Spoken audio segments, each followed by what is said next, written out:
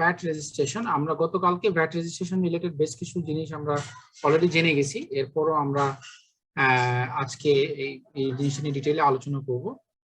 প্রথম কথা হলো যে ভ্যাট রেজিস্ট্রেশনের রিকোয়ারমেন্টটা কি এবং কাদের ক্ষেত্রে ভ্যাট রেজিস্ট্রেশন লাগবে আর কি। হ্যাঁ, তো আমরা গতকালকে অলরেডি দেখেছি যে আমরা যদি টার্নওভার এবং থ্রেশহোল্ড লিমিটটা দেখি, বাম দিকে টার্নওভার এবং ডান দিকে থ্রেশহোল্ড লিমিট আছে।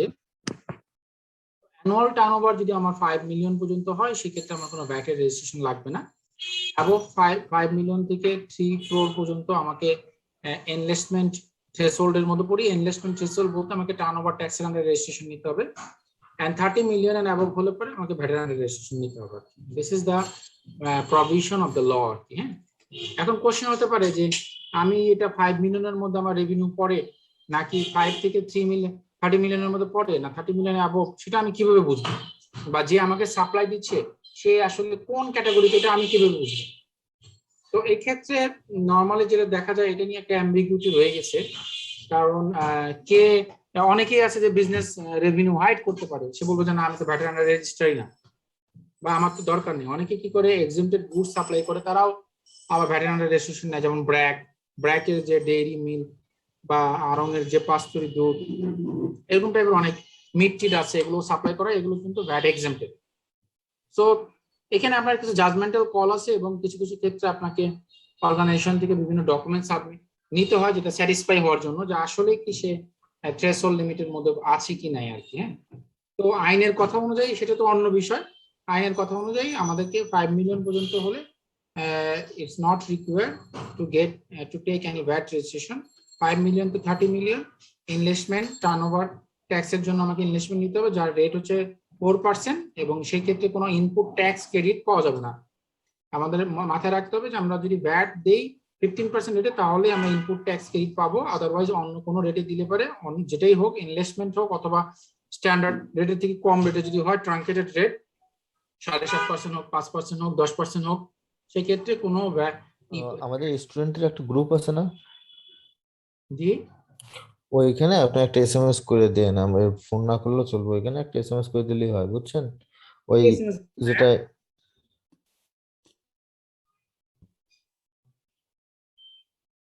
you should be cautious when you are talking to someone. Sir একটা কথা বলবো। কি বলেন? স্যার এই যে এমডি সাদ্দাম মানে হোস্ট করে দেন, হ্যাঁ রেকর্ড করবো আর কি, রেকর্ড তো করতে পারতেছি না সেই জন্য। আচ্ছা, কাকে দিব? এই যে রুল 7 মোহাম্মদ সাদ্দাম হোসেন। ওকে,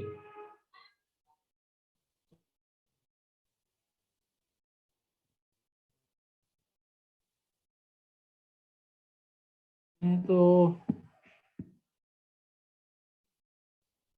স্যার আমি তো সামনে আছি। সামনে আছে, অপশনটা আসতেছে না। আচ্ছা, M host, enter the host কে রেকর্ড হচ্ছে তো ভাই, রেকর্ড তো হচ্ছে, এটা তো আমরা করতে পারতেছি না। সাদ্দাম ভাই, আপনি হচ্ছে ওইখানে ঢুকে ডক্টর এখানে ঢুকে আপনি নিজে হোস্ট হতে পারবেন। দেখ এখন কোথায় ঢুকে হচ্ছে অলরেডি, বলেন যে রেকর্ডিং হচ্ছে না, রেকর্ডিং তো হচ্ছে। স্যার রেকর্ডিং হচ্ছে, আপনি মোরে ঢুকেন, আমাদের মোরে ঢুকে হোস্ট নিতে পারবেন। দেখেন মোরে ঢুকেন। আচ্ছা ট্রাই করতেছি।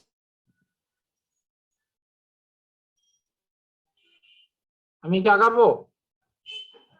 জি স্যার আগান। স্যার একটা কোশ্চেন ছিল স্যার।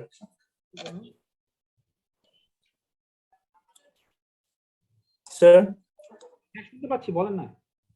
স্যার এই যে 5 মিলিয়নের কথা বলেছে, ঠিক আছে স্যার, কোনো কোম্পানি বা অন্য কিছু বোঝাইতেছে যে আমার বাৎসরিক ইনকাম 5 মিলিয়ন হওয়ার পরে আমি রেজিস্ট্রেশন করব না বা কিছু ভ্যাটের আন্ডারে? ম্যান্ডেটরি রেজিস্ট্রেশন নিতে হবে।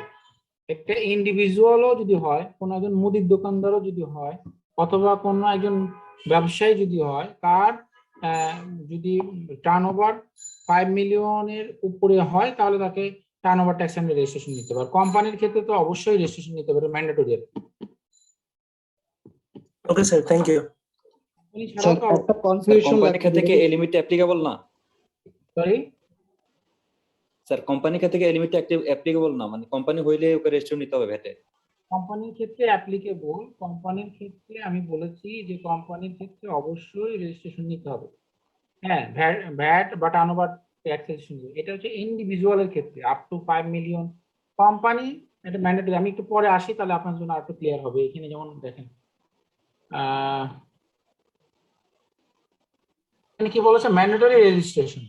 কাদের কাদের ক্ষেত্রে ম্যান্ডেটরি রেজিস্ট্রেশন নিতে হবে বলা আছে যে who manufacture or import any goods or service subject to SD in Bangladesh. যারা কিনা কোনো গুডস ম্যানুফ্যাকচার করে অথবা যারা কিনা ইম্পোর্ট করে, সেটা গুডস হতে পারে অথবা service, they should have to take the VAT registration.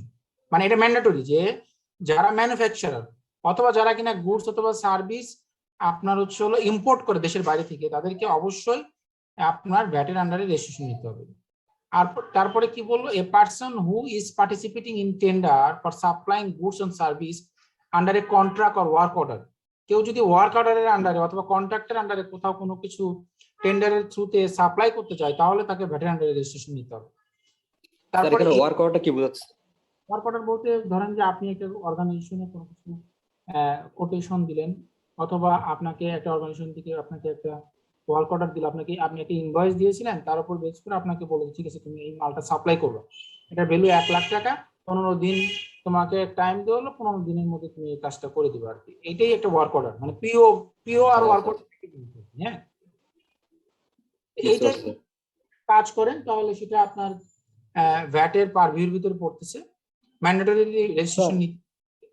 Import export oriented কোনো যদি বিজনেস করেন, সেটা আপনার ইম্পোর্ট দেশের বাইরে থেকে এক্সপোর্ট আপনি করতে পারেন দেশের বাইরে, অথবা দেশের বাইরে থেকে আপনি প্রোডাক্ট আনতে পারেন, সেক্ষেত্রে ভ্যাটের রেজিস্ট্রেশন নিতে হবে। এবং any other business or industry or area decided by the board, এই যে rule GO 17 of dates 17 July 2019 একটা লিস্ট দিয়ে দিয়েছে যাদেরকে ম্যান্ডেটরি ভ্যাটের আন্ডারে রেজিস্ট্রেশন নিতে হবে।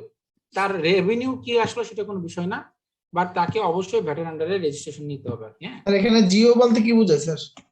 হ্যাঁ, গভর্নমেন্ট অর্ডার। জিও বলতে গভর্নমেন্ট অর্ডার বলে। এটা দেখা যাচ্ছে?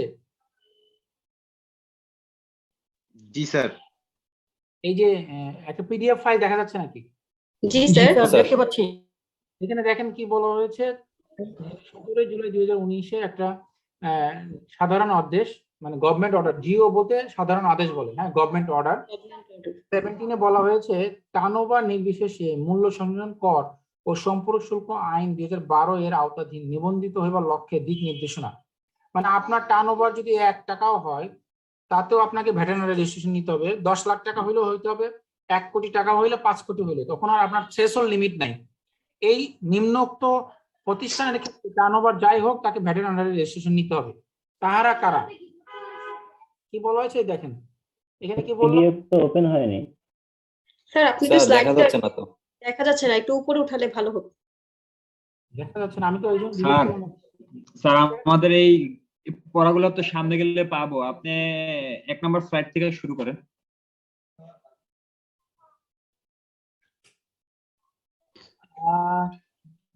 আমি আপনাকে পড়াবো না, আপনি আমাকে পড়াবেন, বলেন।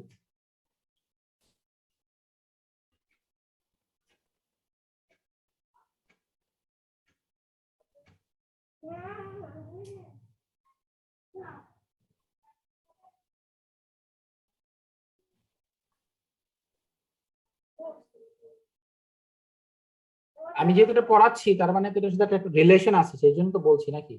এখন আপনি যদি আমাকে গাইড করতে চান তাহলে তো সমস্যা, তাহলে আপনি আমার থেকে বেশি জানেন। স্যার যেটা বেটার হয় আপনি সেটাই করেন স্যার। স্যার পিডিএফটা দেখা যাচ্ছে। স্যার একটা কোশ্চেন ছিল বলেন। স্যার, টার্নওভার রেজিস্ট্রেশন আর ভ্যাট রেজিস্ট্রেশন কি দুটো আলাদা জিনিস? টার্নওভার রেজিস্ট্রেশন আর ভ্যাট রেজিস্ট্রেশন এক জিনিস না।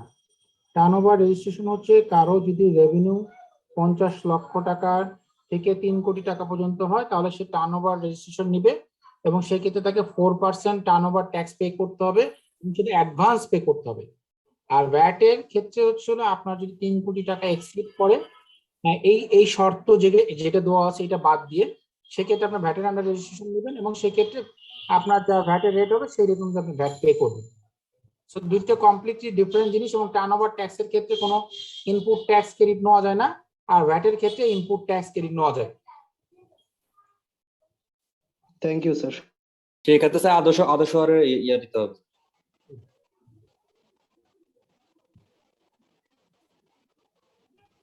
স্যার সেক্ষেত্রে আদর্শ হারে করতে হবে না স্যার? সেক্ষেত্রে আদর্শ হবে।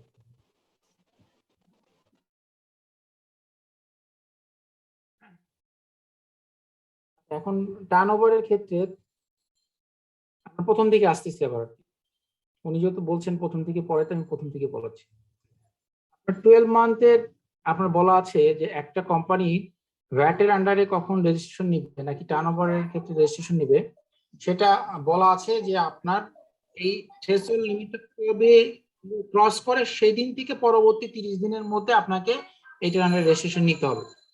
ফর এক্সাম্পল আমরা যদি এখানে একটা এটা দেখি যে এবিসি লিমিটেড ইনকর্পোরেট হয়েছে 28 ফেব্রুয়ারি 2019 এ, an annual turnover as follows. একটু ভালো করে লক্ষ্য করেন, 31 মার্চে গিয়ে তার কোনো টার্নওভার নেই, 30 জুনে গিয়ে তার টার্নওভার হলো 10 লাখ টাকা, তাহলে কিউমুলেটিভ 10 লাখ। 30 সেপ্টেম্বরে 12 লাখ টাকা করে তাহলে তার 22 লাখ টাকা হলো। 31 ডিসেম্বরে গিয়ে 15 লাখ টাকা, 37 লাখ টাকা হলো। এবং 31 মার্চে এসে তার আরো 20 লাখ যোগ হয়ে 57 লাখ টাকা হয়েছে। তাহলে দেখেন সে কিন্তু মার্চে গিয়ে তার থ্রেশহোল্ড লিমিট 50 লাখ টাকা ক্রস করেছে, তার মানে সে তখন মার্চের পরে গিয়ে এলিজিবল হচ্ছে টার্নওভার ট্যাক্স আন্ডারে রেজিস্ট্রেশন নেওয়ার জন্য। তার আগে কিন্তু সে টার্নওভার ট্যাক্স রেজিস্ট্রেশনের জন্য এলিজিবলই হয়নি। তাহলে আমি যখন মার্চে গিয়ে এলিজিবল হলাম, তাহলে আমি কখন গিয়ে টার্নওভার ট্যাক্স রেজিস্ট্রেশন নিব, সেটা কি বলা হলো যে যেহেতু 31 মার্চে আমার কোয়ার্টার এন্ড হয়েছে, তাহলে আমি ওই কোয়ার্টারে গিয়ে আমার এই থ্রেশহোল্ড লিমিট ক্রস করেছে, সো আমাকে ওই কোয়ার্টার শেষ হওয়ার পরবর্তী 30 দিনের মধ্যে আমাকে রেজিস্ট্রেশন নিতে হবে। তার মানে 30 এপ্রিল 2020 এর মধ্যে নিতে হবে। এটা যদি মার্চ না হয়ে ফেব্রুয়ারি হতো অথবা জানুয়ারি হতো, সেই ক্ষেত্রে কিন্তু একই ঘটনা হতো। মানে মোট কথা কোয়ার্টার এন্ড হওয়ার পরবর্তী 30 দিনের মধ্যে আপনাকে ইনভেস্টমেন্ট নিতে হবে, সেটা ভ্যাট হতে পারে, সেটা টার্নওভারও হতে পারে। তাহলে আমরা এই এক্সাম্পল থেকে দেখছি যে একটা কোম্পানি 2019 সালের 20 ফেব্রুয়ারিতে সে ইনকর্পোরেট করেছে, তার 31 মার্চে গিয়ে কিউমুলেটিভ টার্নওভার 57 লক্ষ টাকা হয়েছে, যেটা কিনা 50 লক্ষ টাকা থ্রেশহোল্ড লিমিট ক্রস করেছে। তাহলে যে কোয়ার্টারে এই থ্রেশহোল্ড লিমিট ক্রস করবে সেই কোয়ার্টারের পরবর্তী 30 দিনের মধ্যে তাকে টার্নওভার ট্যাক্সের জন্য ইনভেস্টমেন্ট নিতে হবে। তাহলে তার এখানে ইনভেস্টমেন্ট ডেট হচ্ছে 30 এপ্রিল 2020। কোশ্চেন আসতে পারে পরীক্ষায় যে একটা কোম্পানি এরকম ভাবে বললো যে তার এই সিনারিও দেওয়া আছে, তাহলে তার থ্রেশহোল্ড লিমিট 31 মার্চে ক্রস করেছে, তার ভ্যাটের আন্ডারে বা টার্নওভার ট্যাক্স আন্ডারে রেজিস্ট্রেশন কবে নিবে কোশ্চেন আসতে পারে। বললো 30 এপ্রিল, 31 মার্চ, 31 মে, 30 জুন বলে দিল, তখন আপনাকে আনসারটা দিতে হবে 30 এপ্রিল। তাহলে জানা থাকতে হবে যে কোয়ার্টারে আমার এই রেভিনিউটা এক্সিড করবে সেই কোয়ার্টারের পরবর্তী 30 দিনের মধ্যে নিতে হবে। ক্লিয়ার? স্যার আমাদের এখানে কি কোয়ার্টারলি হিসাব করা হয়, তাই তো? হ্যাঁ, কোয়ার্টারলি। Okay sir. আরেকটা ওয়ে আছে প্রজেকশনে, সেটা হচ্ছে আপনার actual sales 12 month period closing at the end of the preceding month. এর মানে দেখেন, assuming today is 15th of July 2019, XYZ Limited prepare its financial statement for the year 30 June 2019 and reported sales revenue is 3 crore 5 lakh টাকা। তাহলে কি হচ্ছে, আপনার 15 জুলাই 2019-এ আপনি জানেন যে অলরেডি 30 জুনের অ্যাকাউন্টসে আপনার রেভিনিউ 3 কোটি 5 লক্ষ হয়েছে। তার মানে 3 কোটি টাকার যে থ্রেশহোল্ড লিমিট আছে সেটা আপনার ক্রস করেছে। তাহলে আপনাকে কি করতে হবে, পরবর্তী 30 দিন, তার মানে আপনি আপনার হচ্ছে যেহেতু এখানে 30 জুনের 15 জুলাই জেনে গেছেন, তাহলে আপনি পরবর্তী 30 দিনের মধ্যে আপনাকে কি করতে হবে, আপনাকে ভ্যাটের আন্ডারে রেজিস্ট্রেশন নিতে হবে। স্যার এখানে স্যার ইনকাম ইয়ার যেটা, ওইটা কি আপনার জুলাই টু জুন ধরা হবে নাকি হচ্ছে আমরা ফুল 12 মান্থে ধরতে পারি? না, এটা কিন্তু আসলে ইনকাম ইয়ারের সাথে সম্পৃক্ত না, বা এটা আপনার সম্পৃক্ত হচ্ছে যেদিন আপনার ক্রস করতেছে তার পরবর্তী সময়ের সাথে। এখানে ইনকাম ইয়ার, অ্যাসেসমেন্ট ইয়ার এগুলো কোনো বিষয় না। কাট অফ ডেট হচ্ছে আপনার কোয়ার্টার, অথবা কাট অফ ডেট হচ্ছে মান্থ। যে মান্থ যখনই ক্রস করবে এরপরের ইয়া থেকে নিয়ে নেব। স্যার টার্নওভার এবং ব্যাট দুইটাতে যে কোনো একটাতে নিতে হবে না স্যার? না, টার্নওভার এবং ভ্যাট তো আপনি নিবেন কি নিবেন না সেটা আপনার উপরে, কিন্তু 50 লক্ষ টাকা এক্সিড করলে আপনাকে টার্নওভারের আন্ডারে রেজিস্ট্রেশন নেওয়া বাধ্যতামূলক।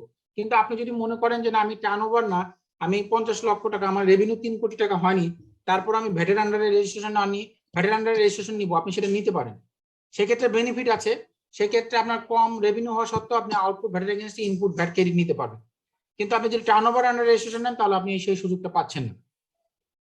এই জন্য অনেকে ভ্যাটের আন্ডার রেজিস্ট্রেশন নেয়। স্যার আমার একটা কোশ্চেন ছিল, বলেন। টার্নওভারটা যদি আবার ক্রস করে, আবার অনেক সময় দেখা যায় 2-3 মাস পর আবার টার্নওভারটা কমে গেল, তখন সেক্ষেত্রে কি করণীয় স্যার? Good question. সো আপনি টার্নওভার তো আপনি অ্যাজিউম করে নিয়েছেন, আপনাকে 1 বছর সেটাকে অ্যাসেস করতে হবে। অ্যাসেস করে আপনাকে দেখতে হবে যে আসলে আপনার টার্নওভার কমে যায় কিনা। যদি সেটা আসলে কমে যায়, পরে আপনি অ্যাপ্লিকেশন করে সেখান থেকে আপনি আবার নর্মাল আগের জীবনে ফিরে যেতে পারবেন আর কি। মানে আপনি উইদাউট রেজিস্ট্রেশন আপনি থাকতে পারবেন, বাট এটার জন্য একটা সার্টেন পিরিয়ড পর্যন্ত আপনাকে ওয়েট করতে হবে।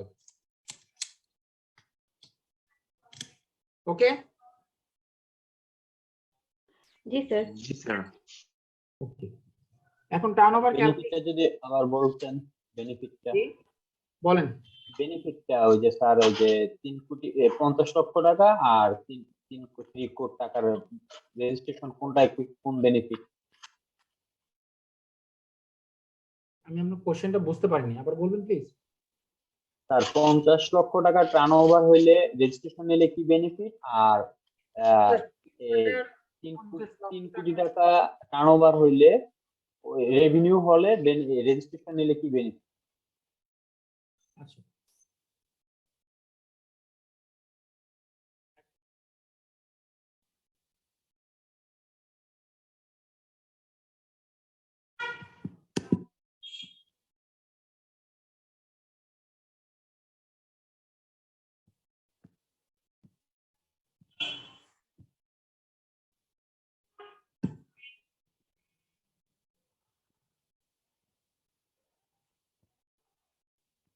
দেখা যাচ্ছে এটা না এক্সেল ফাইলটা?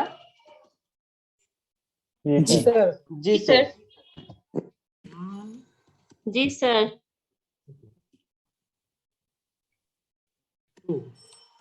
অপশন 1 হচ্ছে হলো আমার টার্নওভার ট্যাক্স, 2 হচ্ছে ভ্যাট।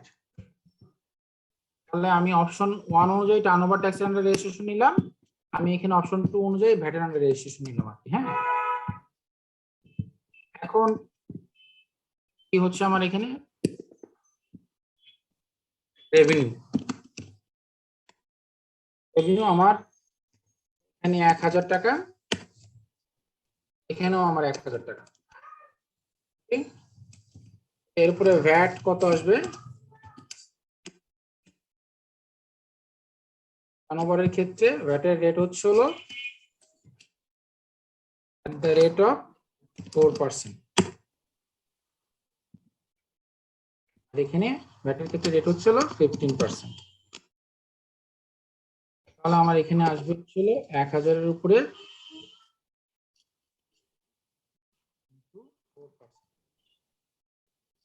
তবে এখানে আসবে হচ্ছিল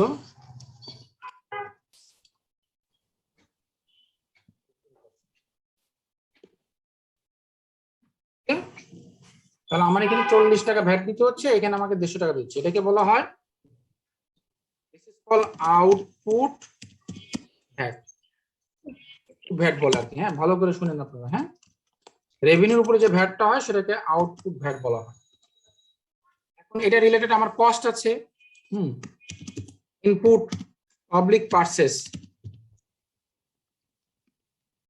আমি তো পারচেস করেছি এই 1000 টাকা প্রোডাক্টটা কেনার জন্য, কথার কথা আমি 600 টাকা প্রোডাক্ট পারচেস করেছি। হ্যাঁ, 600 টাকার প্রোডাক্ট পারচেস করেছি, এরপরে ভ্যাট কত আসে?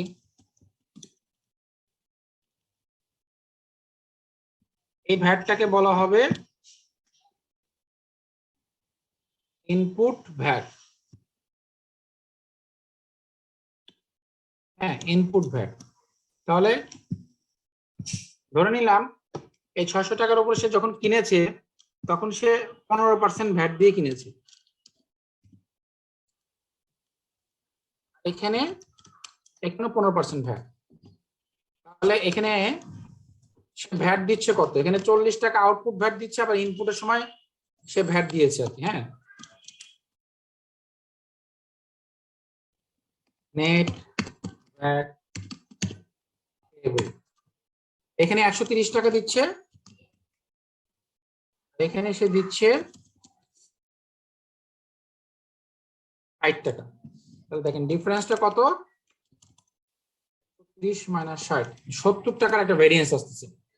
এর মানে আমি যদি 15% একটা ভ্যাট পে করি, আমি আসলে নেট পে করছি 60 টাকা, আর আমি যদি 4% একটা টার্নওভার ট্যাক্সের আন্ডারে থাকি, তাহলে আমি ভ্যাট পে করছি 130 টাকা।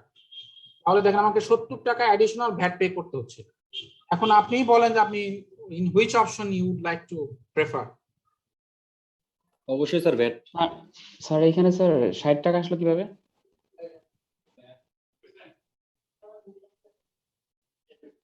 60 টাকা? জি স্যার। 60 টাকা আসছে। আপনার ভ্যাট পেবলের সূত্র কি? Output VAT minus input VAT. তাহলে আমার আউটপুট ভ্যাট ছিল 150 টাকা, সেখান থেকে আমি ইনপুট ভ্যাট 90 টাকা দিয়েছি, এই দুইটার মাইনাস করে যেটা আসবে সেটা হচ্ছে আমার পেবল। আমরা 150 টাকা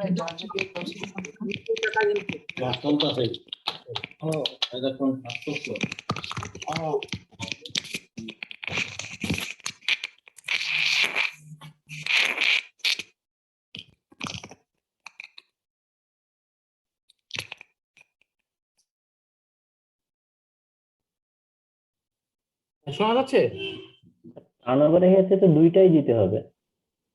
হ্যাঁ, এই ক্ষেত্রে আপনাকে দুটোই দিতে হবে, যেহেতু আপনি কোনো ইনপুট ট্যাক্স ক্রেডিট পাচ্ছেন না। তাহলে পার্সেজের উপর যে 90 টাকা ভ্যাট দিয়েছেন, that is also cost to the company, এবং এই 40 টাকা যেটা আবার ফাইনালি দিচ্ছেন সেলের উপর, এটাও আপনার কস্ট টু দ্য কোম্পানি। তাহলে আপনার total cost to the company হচ্ছে 130 টাকা, আর এখানে কস্ট টু দ্য কোম্পানি হচ্ছে 60 টাকা। This is the difference. এখন কি এটা বোঝা গেল? জি স্যার, বুঝতে পেরেছি। আপনারা চাইলে এটা একটা ছবি তুলে নিতে পারেন।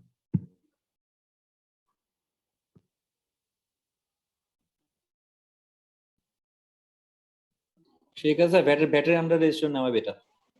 জি, আমি কি ক্লোজ করবো এটা? অন্যদিকে যাই, তাহলে আমরা যেখানে ছিলাম সেখানে যাই। জি স্যার। ট্যাক্স 90 টাকা হলো কিভাবে? ইনপুট ভ্যাট ইনপুট ভ্যাট 90 টাকা হলো কি করে?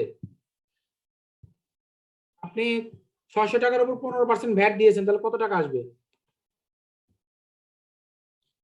দেখেন, এই 600 টাকার উপরে আপনি 15% ভ্যাট দিয়ে আসছেন, তাহলে এই 90 টাকা। তাহলে আপনি 15 টাকা হিসাবে প্রত্যেক 100 টাকায় যদি 15 টাকা ভ্যাট দেন, তাহলে 600 টাকার উপর 90 টাকা ভ্যাট দিয়েছেন।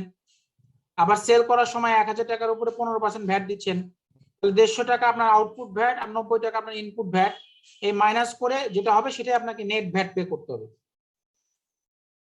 জি স্যার।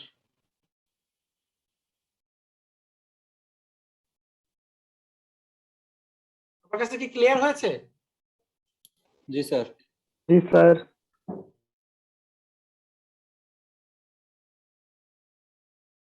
এখানে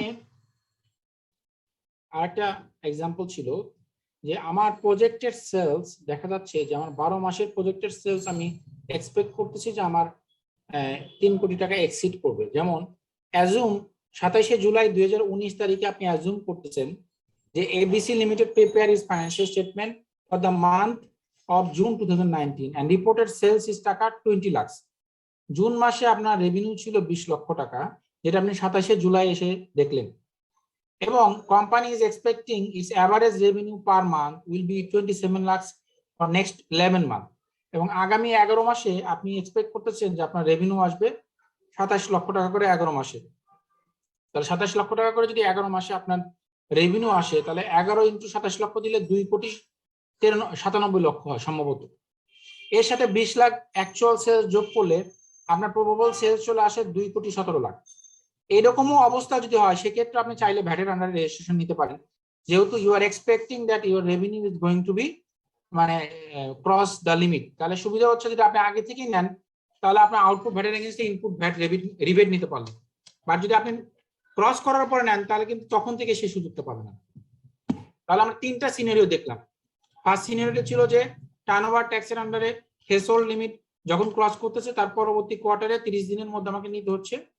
এরপরে আমার এই সিনারিওতে হচ্ছে যে আমার 15 জুলাইতে আমি দেখলাম যে আমার 30 জন অলরেডি সেলস ক্রস করেছে, তাহলে এই ক্ষেত্রে ম্যান্ডেটরি আমাকে ভ্যাট আন্ডার রেজিস্ট্রেশন নিতে হবে। এবং এখানে হচ্ছে প্রজেক্টেড সেলস, আমি দেখতে পাচ্ছি যে আমার 1 মাসের সেলস এবং আগামী 11 মাসের প্রজেক্টেড সেলস অনুযায়ী আমার এই থ্রেশহোল্ড লিমিটটা ক্রস করবে, সেক্ষেত্রেও আমি চাইলে আগে থেকেই নিতে পারি আর কি। হ্যাঁ স্যার সেকেন্ড সিনিয়রটা একটু বুঝাই দিবেন আরেকবার কাইন্ডলি। বলেছি তো, সেকেন্ড সিনারিও হচ্ছে আপনার অ্যাকচুয়াল সেলস অলরেডি 3 কোটি 5 লাখ হয়ে গিয়েছে। সো যখনই আপনার 3 কোটি 5 লাখ হয়ে গেছে, তার মানে কি আপনি 3 কোটি টাকার থ্রেশহোল্ড লিমিট ক্রস করেছেন। তো আইনে বলা আছে যে যখনই আপনার রেভিনিউ 3 কোটি টাকা এক্সিড করবে, তখনই আপনাকে ভ্যাটের আন্ডারে রেজিস্ট্রেশন নিতে হবে। সো নাও ইউ আর মানে অবলাইজড বাই দ্য ল যে you have to take the VAT rebate, sorry VAT registration. So আপনাকে সেই ক্ষেত্রে পরবর্তী মান্থের 15 দিনের মধ্যে আমাকে রেজিস্ট্রেশন নিতে হবে। হ্যাঁ, পরবর্তী মাসে 30 দিনের মধ্যে রেজিস্ট্রেশন নিবে। পরবর্তী মাসে 15 তারিখ না, মানে এখানে তো 30 দিন। হ্যাঁ 15 জুলাই, 30 দিন।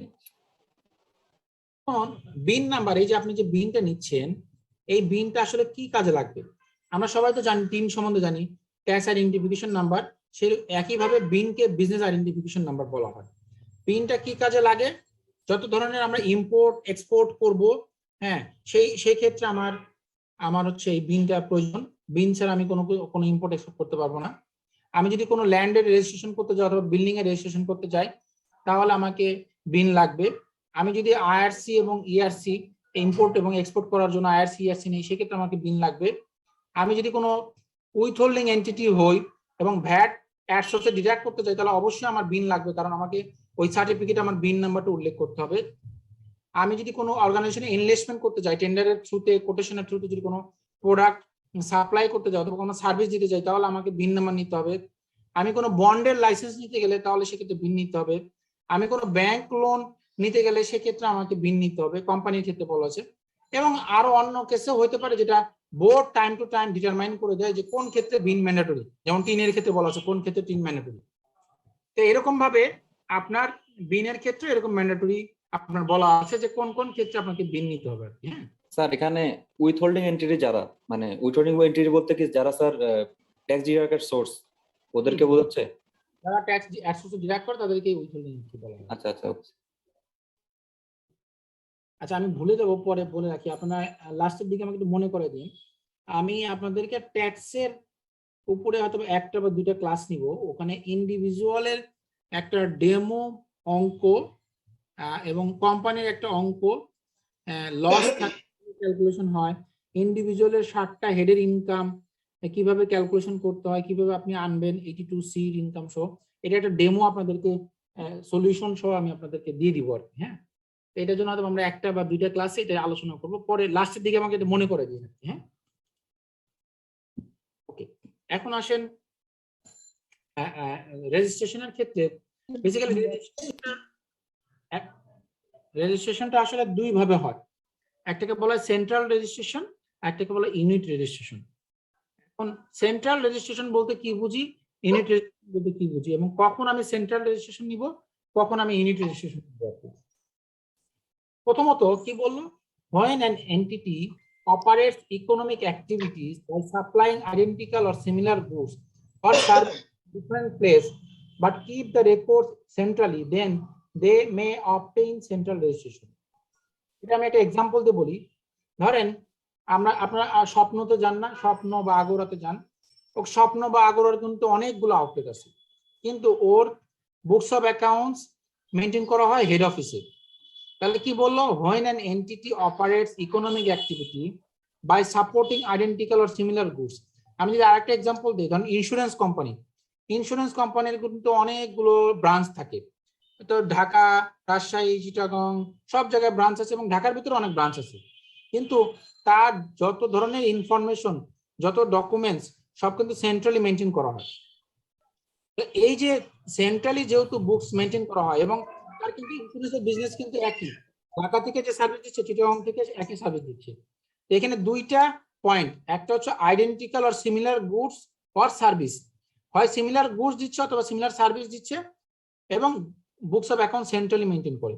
এই দুইটা ক্রাইটেরিয়া যদি ফুলফিল করে তাহলে সে সেন্ট্রাল রেজিস্ট্রেশন নিবে, আর যদি এই দুইটা ক্রাইটেরিয়া ফুলফিল না করে তাহলে ইউনিট রেজিস্ট্রেশন নিবে। এটা এই জন্য দেখেন নিচে বলে দিছে identical are similar goods R service যদি নো হয় তাহলে unit registration, R identical are similar goods যদি হয় এবং সেন্ট্রালি রেকর্ড কিপিং করে তাহলে এটা কোম্পানির উপর ডিপেন্ড করতেছে যে সে ইউনিট রেজিস্ট্রেশন নিতে পারে অথবা সেন্ট্রাল রেজিস্ট্রেশন নিতে পারে। স্যার লাস্টের একটু আবার বলুন স্যার। স্যার কোত্থেকে নিবে, এনবিআর থেকে? জি,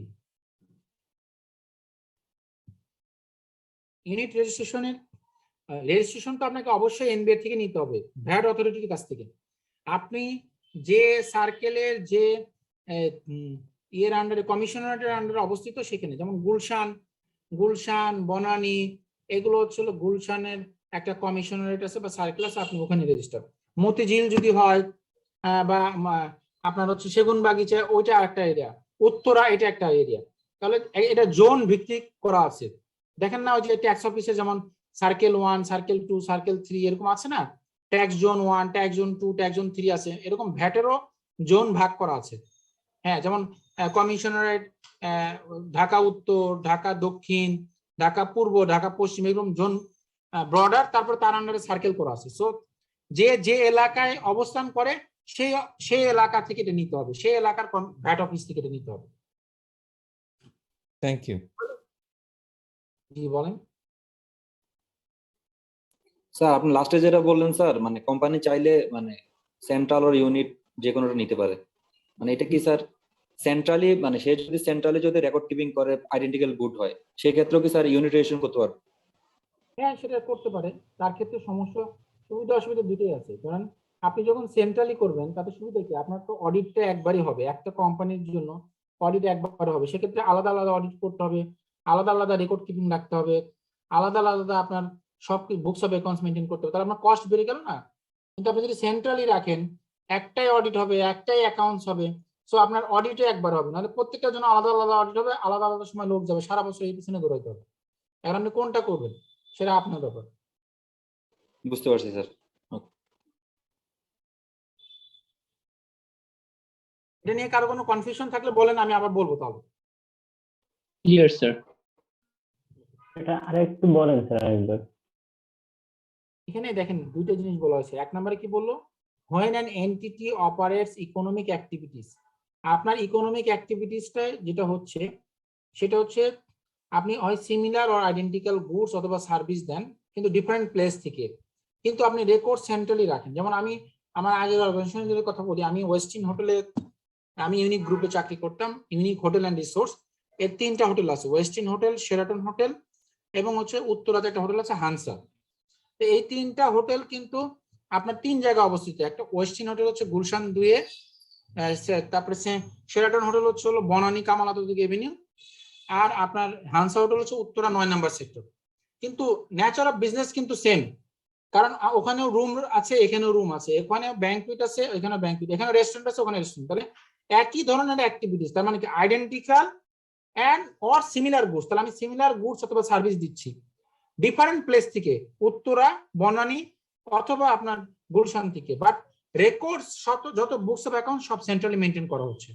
তাহলে যেহেতু books of account centrally maintain করা হচ্ছে এবং গুডস অথবা সার্ভিসও আমি দিচ্ছি আইডেন্টিক্যাল, এই জন্য আমি সেন্ট্রাল রেজিস্ট্রেশন নিয়েছি। আমি যদি ইউনিট রেজিস্ট্রেশন 3টার জন্য আলাদা আলাদা নিতাম, যেটা আগের আইনে ছিল, তাহলে 3টার জন্য আমাকে আলাদা আলাদা করে অডিট করতে হতো, আলাদা আলাদা করে অডিট রিপোর্ট দিতে হতো, time to time VAT authority আমাকে বিভিন্ন রকম কোশ্চেন করবে, বিভিন্ন রকম হ্যাসেল করবে, এটা আমার জন্য বড় একটা ডিফিকাল্টিস। সেকেন্ডলি কি বললো, when an entity operates economic activities by supplying different types of product from different place, then they have to obtain registration for every places. ধরেন প্রাণ আরএফএল এর কথা যদি বলি, প্রাণ আরএফএল এর মনে করেন যে কোম্পানির নাম প্রাণ আরএফএল, কিন্তু সে কি করে প্লাস্টিক প্রোডাক্ট তৈরি করে, সে ইলেকট্রনিক প্রোডাক্টস তৈরি করে, সে মনে করেন আরো বেভারেজ তৈরি করে, তাহলে এই যে বিভিন্ন টাইপের গুডস করতেছে, এক একটার সাথে কিন্তু একটা কোনো ন্যাচারের কিন্তু মিল নাই। এই জন্য বলা হয়েছে যে operate economic activities by supplying different types of product, ভিন্ন ভিন্ন টাইপের প্রোডাক্ট দিচ্ছে ভিন্ন ভিন্ন জায়গা থেকে। হ্যাঁ, তাহলে সে কি করবে, রেজিস্ট্রেশন নিবে প্রত্যেকটা প্লেসের জন্য আলাদা আলাদা, কারণ তার একটা ন্যাচারের সাথে একটা ন্যাচারের কোনো মিল নেই। এরপরে সেন্ট্রাল রেজিস্ট্রেশন রিলেটেড আরো ডিটেইলি ক্লিয়ার করা হয়েছে এসআরও 263 দিয়ে। 263 তে এসআরও তে বলা হয়েছে if any manufacturing procedures and supplies identical or similar goods from two or more places and maintain all records and accounts of economic activity in the central unit. এটা হলো আগে যেগুলো বললাম সেগুলো একটু ব্যাখ্যা করেছে, সবগুলো একই রকম। if a commercial importer import identical or similar goods in the address of the central unit and supplies the same through its own or control sales depot, মানে সব ক্ষেত্রে সেন্ট্রাল রেজিস্ট্রেশন কোন কোন ক্ষেত্রে প্রত্যেকটা আলাদা আলাদা করে ভেঙে বলে দিয়েছে। if a trader procure and collects identical or similar goods in the address of the central unit and supplies the same through its own and control sales depot, if any service provider provides service of identical or similar nature through their various owned and controlled branches, and lastly কি বলবো, if an entity manufacture identical or similar goods or service supplies the same 15% through its own or controlled sales depot or warehouse, তার মানে সবার ক্ষেত্রে কিন্তু একই কথা বলছে। তার মানে সে ম্যানুফ্যাকচার হতে পারে, সে কমার্শিয়াল ইম্পোর্টার হতে পারে, সে প্রকুরমেন্ট ট্রেডার হতে পারে, সে সার্ভিস প্রোভাইডার হতে পারে, অথবা ম্যানুফ্যাকচারার। তারা যদি আইডেন্টিক্যাল অর সিমিলার গুডস হয় এবং সেন্ট্রালি মেইনটেইন করে সবকিছু, তাহলে সবাই সেন্ট্রাল রেজিস্ট্রেশন নিতে পারে। এটা এখানে আরো ক্লারিফাই করা হয়েছে। সেন্ট্রাল রেজিস্ট্রেশন নিয়ে আরেকটা গভর্নমেন্ট অর্ডার আছে, গভর্নমেন্ট অর্ডার নাম্বার 21। এখানে কি বলা হচ্ছে, সেন্ট্রাল রেজিস্ট্রেশন নিতে হলে an entity produce and supplies identical or similar goods or services can manufacture their own raw material in different factory still able to obtain central VAT registration। বলতেছে একটা company যে কিনা প্রডিউস করে অথবা supply করে identical অথবা similar goods অথবা service এবং ক্যান ম্যানুফ্যাকচার দেয়ার ওন র ম্যাটেরিয়াল, এবং তারা তাদের নিজস্ব র ম্যাটেরিয়াল তারা ম্যানুফ্যাকচার করে ডিফারেন্ট ফ্যাক্টরি থেকে। একটা ফ্যাক্টরি হয়তো নরসিংদীতে আছে, একটা ফ্যাক্টরি হয়তো চিটাগংয়ে আছে, বা একটা গাজীপুরে আছে, সেক্ষেত্রে স্টিল তারা সেন্ট্রাল ভ্যাট রেজিস্ট্রেশন নিতে পারবে। ইফ শর্ত আছে, all records and accounts of economic activity maintain in the central unit, যত ধরনের রেকর্ড আছে সবকিছু তারা কোথায় রাখে, সেন্ট্রাল ইউনিটে রাখে। ইনপুট আউটপুট কোএফিসিয়েন্ট মূসক 6.3 need to be submitted centrally, আপনার সেন্ট্রালি আপনাকে ইনপুট আউটপুট কোএফিসিয়েন্ট দিতে হবে। স্যার এখানে 4.3 লেখা, 4.3। এরপরে ইস্যু মূসক 6.5 during the inter unit transfer of goods, যখন একটা ফ্যাক্টরি থেকে আরেকটা ফ্যাক্টরিতে পাঠাবে তখন 6.5 দিয়ে পাঠাবে। নট লাইক যে আগের আইনে ছিল যে আপনার একটা ফ্যাক্টরি থেকে আরেকটা ফ্যাক্টরিতে গেলে ওটাকে সেলস হিসেবে গণ্য করা হতো, তখন 6.3 দিতে হতো বা মূসক 11। এখন আর সেটা না, বলতে চাই যেহেতু ইন্টারনাল ট্রান্সফার 6.5 দিয়ে দিবে, সেক্ষেত্রে কোনো সেলস হিসেবে কনসিডার হবে না, জাস্ট ট্রান্সফার হবে। যে যেখান থেকে ট্রান্সফার হবে সেখানে এটা দেখাবে। কথার কথা, মনে করেন যে আপনি উত্তরা থেকে মহাখালী পাঠালেন, একটা 6.5 দিয়ে পাঠাবেন, মহাখালীতে যখন সেলস হবে সেটাই সেলস হিসেবে আসবে, কারণ এটা internal transfer. Materials are use for own consumption, আপনি যদি ওন কনজাম্পশনের জন্য যদি কোনো কিছু ম্যাটেরিয়াল ইউজ করেন সেটার উপর আপনাকে ভ্যাট দিতে হবে। আর factory wise record of material and final output should be maintain, আপনাকে প্রত্যেকটা ফ্যাক্টরির জন্য আপনার রেকর্ড রাখতে হবে, কতগুলো ম্যাটেরিয়াল ইন হলো, কতটুকু আউটপুট হলো, সেগুলো সেপারেটলি মেইনটেইন করতে হবে। Cannot claim input tax credit since there is no consideration for inter-unit transfer. Inter-unit transfer এর ক্ষেত্রে আপনি ইনপুট ট্যাক্স ক্রেডিট ক্লেম করতে পারবেন না, কারণ এটা তো আপনার কোনো সেল হয়নি, জাস্ট এক জায়গা থেকে আরেক জায়গায় ট্রান্সফার হয়েছে আর কি। সো এইটাও একটা গভর্নমেন্ট অর্ডার। তাহলে সেন্ট্রাল রেজিস্ট্রেশন কিন্তু আমি চাইলেই পারবো না, সেন্ট্রাল রেজিস্ট্রেশনের সুবিধা আছে, কিন্তু এখানে এই শর্তগুলো আমাকে পরিপালন করতে হবে। হ্যাঁ স্যার 4.3 টা একটু যদি বলতেন, মানে কি হচ্ছে এখানে? ইনপুট আউটপুট কোএফিসিয়েন্ট যেটা মূসক 4.3 নিড টু সাবমিট করেন। 4.3 হচ্ছে একটা ফর্ম, যে ফর্মের ভিতরে বলা আছে যে আপনাকে সকল ডিটেলস দিয়ে আপনাকে দেখাইতে হবে যে আপনার আমার প্রাইসটা ডিক্লারেশন করতে হবে। বুঝতে পারছি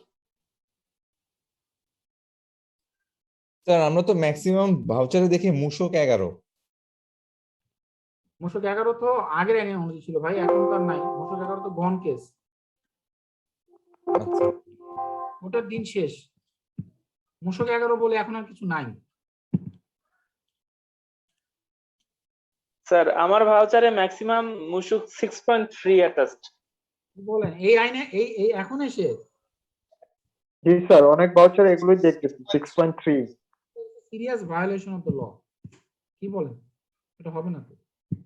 তো দেখেন আমি স্যার স্টিল নাও অর্গানাইজেশন গুলো 6.3 স্যার ইস্যু করতেছে স্যার।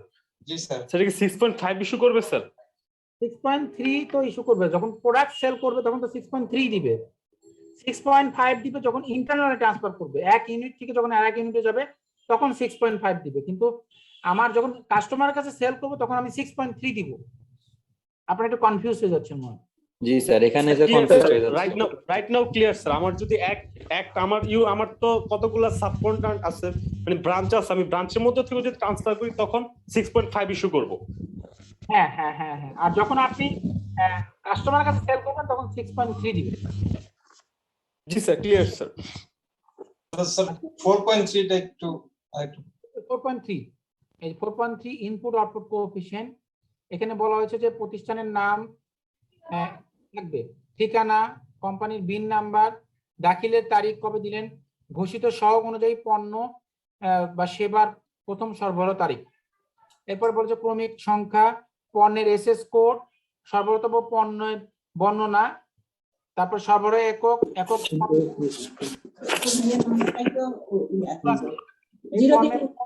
সেবা লেখা আছে।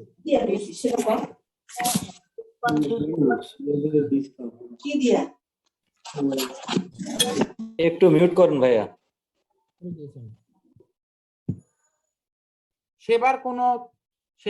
সেবার ক্ষেত্রে কোন রকম কোন ইনপুট আউটপুট কোএফিশিয়েন্ট দিতে হয় না, শুধু গুডসের ক্ষেত্রে দিতে হয়। আপনার সেবার ক্ষেত্রে অব্যাহতি দেওয়া হয়েছে। তারপরে একক পণ্য বা সেবার ব্যবহারে যাবতীয় উপকরণ বা কাঁচামাল বা প্যাকিং সামগ্রীর পরিমাণ ও ক্রয় মূল্য। এখানে বলেছে বিবরণ, অপচয়ের পরিমাণ, ক্রয় মূল্য, অপচয়ের পরিমাণ, শতকরা হার। এরপরে বলা হয়েছে মূল্য সংযোজনের বিবরণ, মূল্য সংযোজনের খাত, মূল্য, মন্তব্য এবং প্রতিষ্ঠানের কর্তৃপক্ষের দায়িত্বপ্রাপ্ত ব্যক্তির নাম, পদবি, স্বাক্ষর, সিল। স্যার মূলত অ্যাকচুয়ালি আমরা 4.3 কেন দেই, কিসের জন্য দেই? 4.3 দিবেন হচ্ছে আপনি যদি কোনো প্রোডাক্ট সেল করতে চান এবং আপনি যদি ইনপুট ট্যাক্স রিবেট নিতে চান তাহলে আপনাকে অবশ্যই 4.3 দিতে হবে। 4.3 যদি না দেন অথবা 4.3 তে আপনি যে প্রোডাক্টটা সেল করতেছেন তার ইনপুটের কস্টটা যদি না থাকে তাহলে সেটা আপনি রিবেট পাবেন না। ধরেন আপনার র material cost, labour, overhead, profit, depreciation, এগুলো সব কম্পোনেন্ট আছে। তাহলে কি আমরা বলতে পারি স্যার এই যে 4.3 টা ইনপুট ট্যাক্স রিবেটের জন্য দেওয়া হয়? হ্যাঁ তাই তো, ইনপুট ট্যাক্স ক্রেডিটের জন্য এটা দুইটা, একটা হলো ইনপুট ট্যাক্স ক্রেডিটের জন্য দিতে হবে, প্লাস এটা একটা ম্যান্ডেটরি প্রভিশন। আপনি যদি কোনো প্রোডাক্ট সেল করতে চান as a manufacturer, this is a mandatory provision, আপনাকে ইনপুট আউটপুট কোএফিশিয়েন্ট ঘোষণা করতে হবে। এইচএস কোড এবং সেবা কোডের মধ্যে পার্থক্য কি? এসএস কোড এবং সেবা কোডের মধ্যে পার্থক্য হচ্ছে এসএস কোড গুলো ইউজ হয় হলো আপনার কাস্টমস অথরিটির ক্ষেত্রে আর কি। হ্যাঁ, কাস্টমস অথরিটি যে বড় একটা বই আছে দেখবেন, ওখানে অনেকগুলো ওই কোডের প্রত্যেকটার মিনিং আছে আর কি। আর সেবা কোডটা হলো এই ভ্যাটের ক্ষেত্রে যে সার্ভিসের ডিফারেন্ট টাইপস অফ কোড দেওয়া আছে, যেমন 1.10 হোটেলের জন্য, 1.2 রেস্টুরেন্টের জন্য, হ্যাঁ আইটি এনেবল সার্ভিস 99.10, এরকম এক একটাকে ভাগ করে দিয়েছে। তো সেবা কোড গুলো হচ্ছে ওগুলো, আর এইচএস কোড গুলো হচ্ছে যেগুলো ইম্পোর্টেড আইটেম, সরি যেগুলো কাস্টমস অথরিটি ইউজ করে সেগুলোকে এইচএস কোড বলা হয়। স্যার এই বেসিক্যালি স্যার ইম্পোর্টের ক্ষেত্রে ইউজ হয় তাই না স্যার? হ্যাঁ, আপনি এইচএস কোডটা স্যার অ্যাকচুয়ালি স্যার আমরা যখন ইম্পোর্ট করব তখন সেই ক্ষেত্রে হচ্ছে এইচএস কোডটা। তাহলে এটা বুঝলেন তো ইনপুট আউটপুট কোএফিশিয়েন্ট কি? জি স্যার।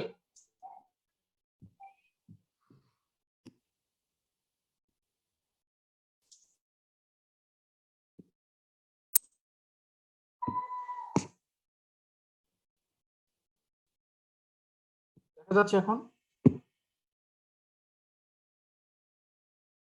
আমরা এখানে এসেছিলাম, তারপর আমরা ব্যাক করেছি যে আমরা বলতেছিলাম যে ম্যান্ডেটরি ভ্যাট রেজিস্ট্রেশন কাদেরকে ম্যান্ডেটরি ভ্যাট রেজিস্ট্রেশন নিতে হবে, ইরেসপেক্টিভ অফ দ্য আপনার হচ্ছিল রেভিনিউ যাই হোক না কেন তাকে ভ্যাট রেজিস্ট্রেশন নিতে হবে। মানে তারা কারা? হ্যাঁ, এখন দেখি তারা কারা। দেখা যাচ্ছে এটা? জি স্যার। জি, এখানে কি বলা হলো দেখেন, টেবিল 1 এ কত কি বলতে, টেবিল 1 এ কলাম 1 এ উল্লেখিত কাস্টমস অ্যাক্ট 1969 এর ফার্স্ট শিডিউলের শিরোনাম সংখ্যা হেডিং নাম্বার এর বিপরীত কলামের বিধৃত সামঞ্জস্যপূর্ণ নামকরণ কোড, ওই যে এসএস কোড দেখেন, এই যে বললাম, তার মানে কাস্টমস অ্যাক্টে এসএস কোড বলা হয়, দেখছেন, এই যে প্রমাণ পেলেন তো। বিপরীতে কলাম 3 এ বর্ণিত পণ্যের উৎপাদনকারীকে, তারপর টেবিল 2 এ বলা আছে বর্ণিত সেবা প্রদানকারীকে, এবং টেবিল 3 এ বলা আছে বর্ণিত পণ্যের ব্যবসায়ী পর্যায়ে সরবরাহের যে সকল করযোগ্য পণ্য উৎপাদনকারী প্রতিষ্ঠান ব্যবসাস্থল জেলা, শহর ও সিটি কর্পোরেশনের আওতাধীন এলাকায় অবস্থিত তাহাদেরকে বার্ষিক টার্নওভারের পরিমাণ নির্বিশেষে উক্ত আইনের ধারা 6 এর আওতায় নিবন্ধিত হইবার এবং কর প্রদানের আদেশ প্রদান করিল। কি বললো? যে যাহারা কিনা এই টেবিলের ভিতরে আছে তাদেরকে অবশ্যই ভ্যাটের আন্ডারে রেজিস্ট্রেশন নিতে হবে। তার রেভিনিউ কত সেটা কোনো বিষয় না আর কি, 1 টাকা হইলো তাকে ভ্যাটের আন্ডারে রেজিস্ট্রেশন নিতে হবে। তাহলে আমরা দেখি তারা কারা। টেবিল 1 এ কিছু নাম দেওয়া আছে, দেখেন এই যে এইচএস কোড দেওয়া আছে, এই যে এগুলো হচ্ছে এইচএস কোড কাস্টমসের, এই যে এইচএস কোড কি, মিল্ক পণ্য, স্টার্চ, গাম, গ্লুকোজ, এগুলো জাস্ট একটু দেখার জন্য আর কি। হ্যাঁ, এই যে পণ্য, এখানে অনেকগুলো পণ্য দেওয়া আছে। তারপর টেবিল 2 তে বলা আছে সেবা প্রদানকারী কি, হোটেল, রেস্তোরাঁ, ডেকোরেটরস, মোটর গাড়ি, ডকইয়ার্ড, পণ্যাগার, নির্মাণ সংস্থা, বন্দর, ভূমি, এই যেগুলো বলা আছে এরা সবাইকে কি করতে হবে, ভ্যাটের আন্ডারে রেজিস্ট্রেশন নিতে হবে। ঠিক আছে স্যার, এগুলো কি আমাদের মুখস্থ রাখতে হবে? না না না, এগুলো জাস্ট একবার দেখে যাবেন আপনি, তাদেরকে নিতে হবে, এখানে সব বলা আছে। হ্যাঁ, এরপর 3 নম্বরে বলা আছে প্রযোজ্য, এটা 3 নাম্বার টেবিলে বলা হয়েছে, যেমন সিমেন্ট, সকল প্রকার সিরামিক পোর্সেলিনের তৈরি পণ্য, GP sheet, MS product, sanitary, তাহলে এদেরকে অবশ্যই ভ্যাটের আন্ডারে রেজিস্ট্রেশন নিতে হবে। তারপরে কি বললো, ব্যাখ্যা, সুপার শপ অর্থ শীতাতপ নিয়ন্ত্রিত হোক অথবা না হোক, আয়তন নির্বিশেষে কোন স্বতন্ত্র ও পরিপূর্ণ দোকান যেখানে আধুনিক বিজ্ঞানসম্মত প্রযুক্তি ব্যবহারের মাধ্যমে স্বাস্থ্যসম্মত, জীবাণুমুক্ত ও প্রিজারভেটিভ বিহীন মাছ, মাংস, ডাল, চাল, ডাল, শাকসবজি, ফল মূল সহ দৈনন্দিন কার্যাবলী ব্যবহার্য গৃহস্থলী ও মনোহারী পণ্য বিক্রয় করা হইয়া থাকে এমন দোকান। তাহলে সুপার শপও এটার মধ্যে পড়বে আর কি, সুপার শপের কথা ওখানে বলা আছে সম্ভবত। দেখেন সুপার শপ এখানে আছে।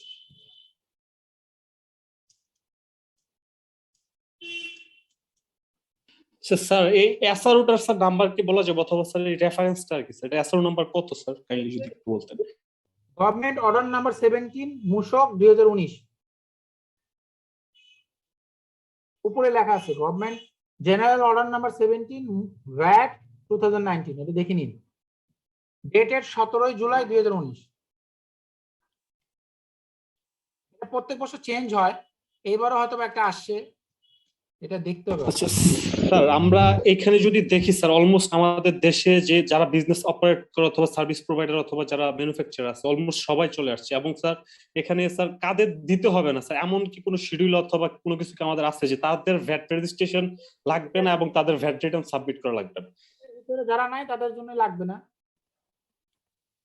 এখানে যাদের নাম নাই স্যার এটা কি লেটেস্ট না এখানে তো অনেকের নাম আছে, মনে করেন যাদের নাই তাদের লাগবে না, তাদের ওই যে তখন তারা ওই ক্রাইটেরিয়ায় পড়বে যে আপনার টার্নওভার এক্সিড করলে তারপরে নেবেন, বাট এখানে যাদের নাম আছে তাদেরকে অবশ্যই নিতে হবে আর কি। এটা কি লেটেস্ট স্যার যেটা দেখাইতেছেন? আমি তো আমার মনে নাই, দেখতে হবে যে এটা এরপরে কোনো নতুন এসআরও হয়েছে কিনা দেখতে হবে, এই বছরে কোনো এসআরও হয়ে থাকলে এটা দেখে নিতে হবে আর কি। স্যার এইখানেও নাম নাই এবং কি স্যার টার্নওভারের আন্ডারে পড়তেছে না, তাকে তো একদম নিতে হবে না। হ্যাঁ, তাদের তো নিতে হবে না, তাদেরকে নিতে হবে না। স্যার ট্রাভেল এজেন্সি কি ব্যাট দেওয়া লাগে স্যার? ট্রাভেল এজেন্সি বলেন, কোন ট্রাভেল এজেন্সির কি ব্যাট দেওয়া লাগে স্যার? ট্রাভেল এজেন্সি না না না, ট্রাভেল এজেন্সি ভ্যাট দিতে হবে। স্যার এই বছর কি 141 ফার্স্ট শিডিউলে ট্রাভেল এজেন্টকে ভ্যাট দিতে হয় না। এই বছর কি বললেন? স্যারও কি স্যার 141/21? হ্যাঁ, আমার মনে নাই, আপনি দেখে নেন ওখানে কি এটাই বলা আছে কিনা, তাহলে দেখেন না। স্যার ওটা একটু আমাদেরকে দিয়ে দিলে ভালো হয়। হ্যাঁ দিয়ে দিব। তার লিংকে ঢুকলে তো মেবি পেয়ে যাবো না, মানে এখানে তো লিংক দেওয়া আছে। আপনার ইয়েতে গেলে পেয়ে যাবেন আর কি। হ্যাঁ,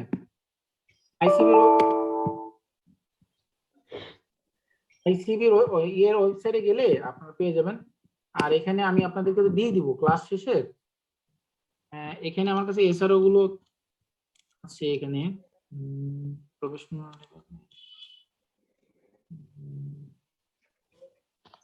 স্যার এক্সাম্পটেড গুডস অর সার্ভিসেস লিস্টটা যদি দিতেন। ভাই দিব তো, আমরা তো একটা ক্লাসের একটা ইয়েতে যাচ্ছি তো। আর আপনার একটা লাগবে না, আপনি তো ওয়েবসাইটে গেলেই পাবেন। এখন টেকনোলজিক্যালি আমরা অনেক অ্যাডভান্স। আপনি আমার কাছে এটার জন্য তো ওয়েট করার কোনো প্রয়োজনই নেই। ইউ শুড গো টু, আমরা কোন ওয়েবসাইটে গেলে পাবো এটা? ইন্ডিয়ার ওয়েবসাইটে যাবেন, আমি আপনাদেরকে দেখিয়ে দিই। আপনি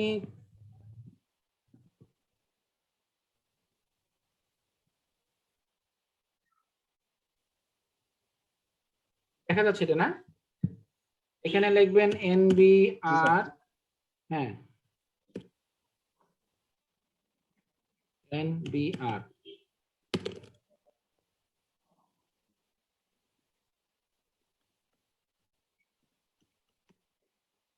এই যে NBR এর ওয়েবসাইটে যাবেন। এখানে যাওয়ার পরে এই যে এখানে একটা ভ্যাটে আসবেন। ভ্যাটের আন্ডারে সব কিছু আছে। এই যে ভ্যাটের SROs, government order, appeal form, rules, VAT act, everything you will get. ট্যাক্সের আন্ডারে যাবেন, ট্যাক্সের সব কিছু পাবেন। ধরেন আপনি ভ্যাটের কি নিবেন, এই দেখেন ভ্যাট রিলেটেড আপনি এখানে যা চান আপনি সব পাবেন। দেখা যাচ্ছে এটা? এই ধরেন ভ্যাটের এই যে এসআরও, এখানে সব এসআরও দেওয়া আছে। দেখেন কত তারিখে কোন এসআরও হয়েছে, এভরিথিং ইজ গিভেন। এই যে আপনি একটা একটা করে ডাউনলোড করে নেবেন আর দেখে নেবেন, বাস। আমি যা পড়াচ্ছি এখানে সব দেওয়া আছে। আচ্ছা স্যার, ঠিক আছে তাহলে, thank you. Thank you sir. একটু কষ্ট করেন আমরা নিজেরা। এরপরে আমরা আসি রেজিস্ট্রেশনের ক্ষেত্রে। আপনার ধরেন যে আপনার একটা ফ্যাক্টরি আছে যেটা কিনা ফিনিশ গুডস সাপ্লাই করে সেন্ট্রাল ডিপোতে, সেটা থেকে মোবাইল ফোন প্রোডাকশন হয়। আমি যদি স্যামসাং এর কথা বলি, স্যামসাং এর বাংলাদেশে ফ্যাক্টরি আছে। তো ফ্যাক্টরি 1 থেকে মোবাইল ফোন প্রোডাকশন হয়, তার জন্য একটা ইউনিট রেজিস্ট্রেশন আছে। ফ্যাক্টরি 2 থেকে টেলিভিশন প্রোডাকশন হয়, সেটা এই দুইটা ফিনিশ গুডস আপনার যায় হচ্ছে সেন্ট্রাল ডিপোতে যায়, এবং দুইটার জন্য আলাদা আলাদা ইউনিট রেজিস্ট্রেশন নেওয়া আছে। এরপরে সেন্ট্রাল ডিপো থেকে আবার ডিপো 1, ডিপো 2 এবং ডিপো 3 তে যায়। এখন এই যে ডিপো 1, ডিপো 2 এবং ডিপো 3 তে গেল, এবং দুইটার আলাদা আলাদা রেজিস্ট্রেশন নেওয়া আছে, কিন্তু এই ডিপোগুলো আবার কি করে, maintain books and record centrally. তারা centrally books of accounts maintain করে। এখন কথা হলো, আমি কি এখানে ইউনিট রেজিস্ট্রেশন নিব নাকি সেন্ট্রাল রেজিস্ট্রেশন নিব? বলেন তো আপনারা। Central registration. সেন্ট্রাল একই জায়গায় sir, books and record centrally maintain করা হচ্ছে। জি স্যার, যেহেতু maintain books and record centrally হবে, তাহলে স্যার সেন্ট্রাল রেজিস্ট্রেশন। আর যদি তা না হয় তাহলে স্যার ইউনিট রেজিস্ট্রেশন। একটা হলো books of account centrally maintain করতে হবে। সেকেন্ড শর্ত ছিল যে আমার কি বলেছিল বলেন, যে সেকেন্ড আইডেন্টিক্যাল গুড হতে হবে,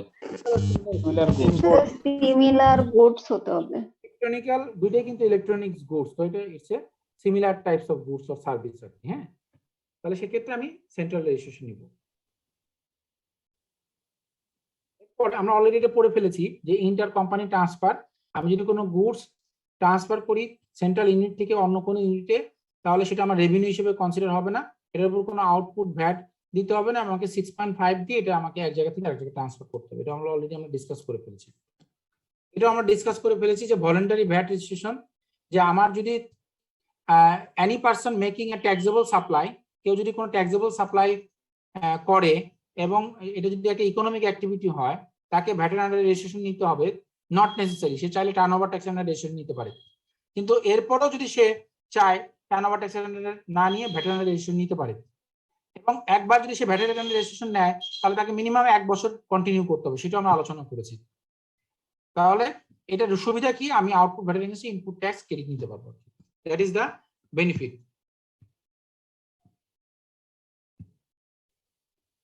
এরপর আরো কি বলা হলো, if after proper inquiry the commissioner is satisfied that a person was required to be registered or enlisted but failed to make an application, he shall sumo to register such person for VAT or enlist him for turnover tax and issue the appropriate certificate. আপনারা দেখবেন অনেক সময় VAT authority অভিযানে নামে, বিভিন্ন shopping মলে যায় বা বিভিন্ন জায়গায় যায়, গিয়ে কি করে অনেক লোকজনকে ম্যান্ডেটরি ভ্যাটের আন্ডার রেজিস্ট্রেশন করে। তার হয়তো রেভিনিউ 1 কোটি 2 কোটি 5 কোটি টাকা 10 কোটি টাকা, কিন্তু সে ভ্যাটের আন্ডার রেজিস্টার না, কোনো ভ্যাটও দেয় না। তাহলে যখন আপনার বুকস অফ অ্যাকাউন্ট সিজ করবে বা রেট দিবে বা দেখবে যে আপনার এখানে আসলে অনেক রেভিনিউ আছে কিন্তু আপনি আসলে ভ্যাট দেন না, তখন আপনাকে ম্যান্ডেটরিলি সে নিজে থেকে ইম্পোজ করে আপনাকে ভ্যাটের আন্ডার রেজিস্ট্রেশন করবে এবং আপনাকে সার্টিফিকেট ধরা দিবে এবং আপনাকে একটা জরিমানা করবে এবং তখন থেকে আপনাকে ভ্যাট দিতে আপনি বাধ্য থাকবেন। তারপরে কি বলা হলো, এই যে আপনি ভ্যাটের বা টার্নওভার ট্যাক্স আন্ডার রেজিস্ট্রেশন নিলেন, এই যে ই বিনটা পাইলেন, ইলেকট্রনিক বিন, এটা আপনাকে ম্যান্ডেটরিলি আপনার প্রতিষ্ঠানে একদম ফ্রন্টে, হ্যাঁ, একটু ভিজিবল পজিশনে রাখতে হবে, যাতে যে কেউ গেলে যেন দেখতে পারে আপনার এই ভ্যাটের রেজিস্ট্রেশনটা, মানে একদম প্রাইমারি ফেসিতে থাকতে হবে, যেই যাবে সেই জন্য যে দেখতে পারে যে আপনার এটা ভ্যাটের আন্ডার রেজিস্ট্রেশন আপনার আছে। এটা আপনার যে ফিক্সড প্লেস অফ বিজনেস, আপনার যে অ্যাড্রেস দিয়ে আপনি ছিল শুনতে পাচ্ছেন, সরি শুনতে পাচ্ছেন না স্যার? শোনা যাচ্ছে। হ্যাঁ, তো আপনার যে রেজিস্টার্ড অ্যাড্রেস, যে অ্যাড্রেস দিয়ে আপনি রেজিস্ট্রেশনটা নেবেন, ওই অ্যাড্রেসে আপনার বিন নাম্বারটা অবশ্যই ভিজিবল থাকতে হবে এবং যে কেউ গেলে যেন সামনে এটা চোখে পড়ে এরকম জায়গায় আপনাকে এটা রাখতে হবে আর কি। এটা হচ্ছে আরেকটা নিয়ম আর কি। এরপরে কি বলা হলো, যে আপনার কোনো কারণে যদি বিনের অ্যামেন্ডমেন্ট করতে হয়, সেটা যে কোনো বিন আর টিনের মধ্যে পার্থক্য কি স্যার?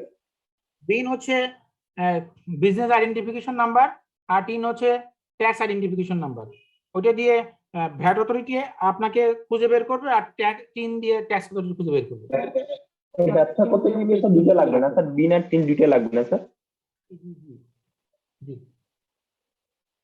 এখন আসি, আপনি যদি কোনো অ্যাড্রেস চেঞ্জ করতে চান, স্যার বিন দিয়ে তো ভ্যাট করবে না স্যার? জি জি জি, বিন দিয়ে ভ্যাট, টিন দিয়ে ট্যাক্স। জি স্যার।